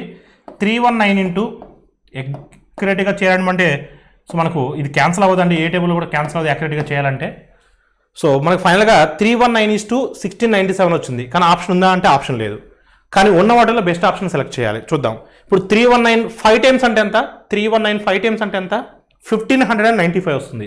319 5 టైమ్స్ అంటే 1595 వస్తుంది. అంటే సో ఫస్ట్ది సెకండ్ది ఫస్ట్ దానికన్నా 5 టైమ్స్ కన్నా లిటిల్ బిట్ హయ్యర్. సెకండ్ది ఫస్ట్ దానికన్నా 5 టైమ్స్ కన్నా లిటిల్ బిట్ హయ్యర్. 5 టైమ్స్ ఉండాలి. ఇక్కడ 2 టైమ్సే ఉంది. ఇక్కడ 2.5 టైమ్స్ అలా ఉంటుంది. ఇక్కడ ఎగ్జాక్ట్గా 5 టైమ్స్ ఉంది కానీ 5 టైమ్స్ కన్నా ఎక్కువ ఉండాలి. ఇక్కడ 10 5 టైమ్స్ అంటే 50 కన్నా ఎక్కువ ఉంది కదా. 319 5 టైమ్స్ అంటే 1595 కానీ అది 1595 కన్నా ఎక్కువ ఉంది. ఎస్ మనకు సెకండ్ది ఫస్ట్ దానికన్నా 5 times కన్నా ఎక్కువ ఉండాలి. అలా ఉన్నటువంటి ఆప్షన్ ఒకటే ఉంది. So your answer is what option B. మీరు యాక్యురేట్గా చేయడానికి ట్రై చేస్తే టైం పడుతుంది. ఉన్న వాటిలో బెస్ట్ ఆప్షన్ టార్గెట్ చేయాలి మనం. So your answer is what option B. Next question number 25. The house is built with 25 meters inside on all sides in a rectangular place with dimensions 175 meters and 100 meters. Then what is the area of the vacant place? 175 మీటర్లు 100 మీటర్ల కొలతలు కలిగినటువంటి దీర్ఘచతురస్రాకార స్థలంలో అన్ని వైపులా 25 మీటర్ల లోపల ఇల్లు నిర్మించడమైనది. ఆయన ఖాళీ ప్రదేశం యొక్క వైశాల్యం ఎంత? సో ఒక దీర్ఘచతురస్రాకారమైనటువంటి స్థలం ఉందండి. దాని యొక్క డైమెన్షన్స్ ఇచ్చున్నాడు. 175 meters పొడవు, 100 meters వెడల్పు. 25 మీటర్లు వదిలిపెట్టి అన్ని వైపులా 25 మీటర్లు వదిలిపెట్టి మిగతా ప్లేస్లో ఇల్లు కట్టాడు. సో ప్రతి వైపు కూడా 25 మీటర్లు వదిలిపెట్టేశాడు. ప్రతి వైపు కూడా 25 మీటర్లు వదిలిపెట్టేశాడు. మిగతా ప్లేస్లో ఇల్లు కట్టేశాడు. ఓకేనమ్మా? అయితే అడిగింది ఏంటంటే ఖాళీ ప్రదేశం యొక్క వైశాల్యం ఎంత అంటే, ఖాళీ ప్రదేశం యొక్క వైశాల్యం అంటే మీకు మెన్సురేషన్ చెప్పినప్పుడు లోపలి బయట వైశాల్యము, వెలుపల బాట వైశాల్యము, so inside path area, outside path area అని చెప్పాం. ఇప్పుడు మనకు ఈ యొక్క వైశాల్యం కావాలంటే మనం ఇన్సైడ్ పాత్ ఏరియా ఫార్ములా తీసుకోవాలి. ఏమని చెప్పున్నామా? Inside path area formula 2W into L + B - 2W. ఒకవేళ వెలుపల కావాలంటే ఇక్కడ ప్లస్ వస్తుంది. W అంటే బాట యొక్క వెడల్పు, అంటే దీని యొక్క వెడల్పు, పొడవు L, వెడల్పు B. సబ్స్టిట్యూట్ చేయండి అమ్మా. 2 into W 50 అవుతుంది. 2 into 25. L + B 275 అవుతుంది. -50 అంటే 225 into 50. 225 into 5 1125. సో 1125 జీరో ఉంది కదా, 11250. therefore empty space area is what? 11,250 చదరపు మీటర్లు. So option A is the right answer. This is all about SI grand test number 8 mathematics first part explanation. ఈ first పార్ట్లో మనం 1 to 25 questions చెప్పుకొని ఉన్నాం. Remaining questions 26th నుంచి remaining questions అన్ని కూడా Part 2 వీడియోలో అప్లోడ్ చేస్తాం. Thank you all of you.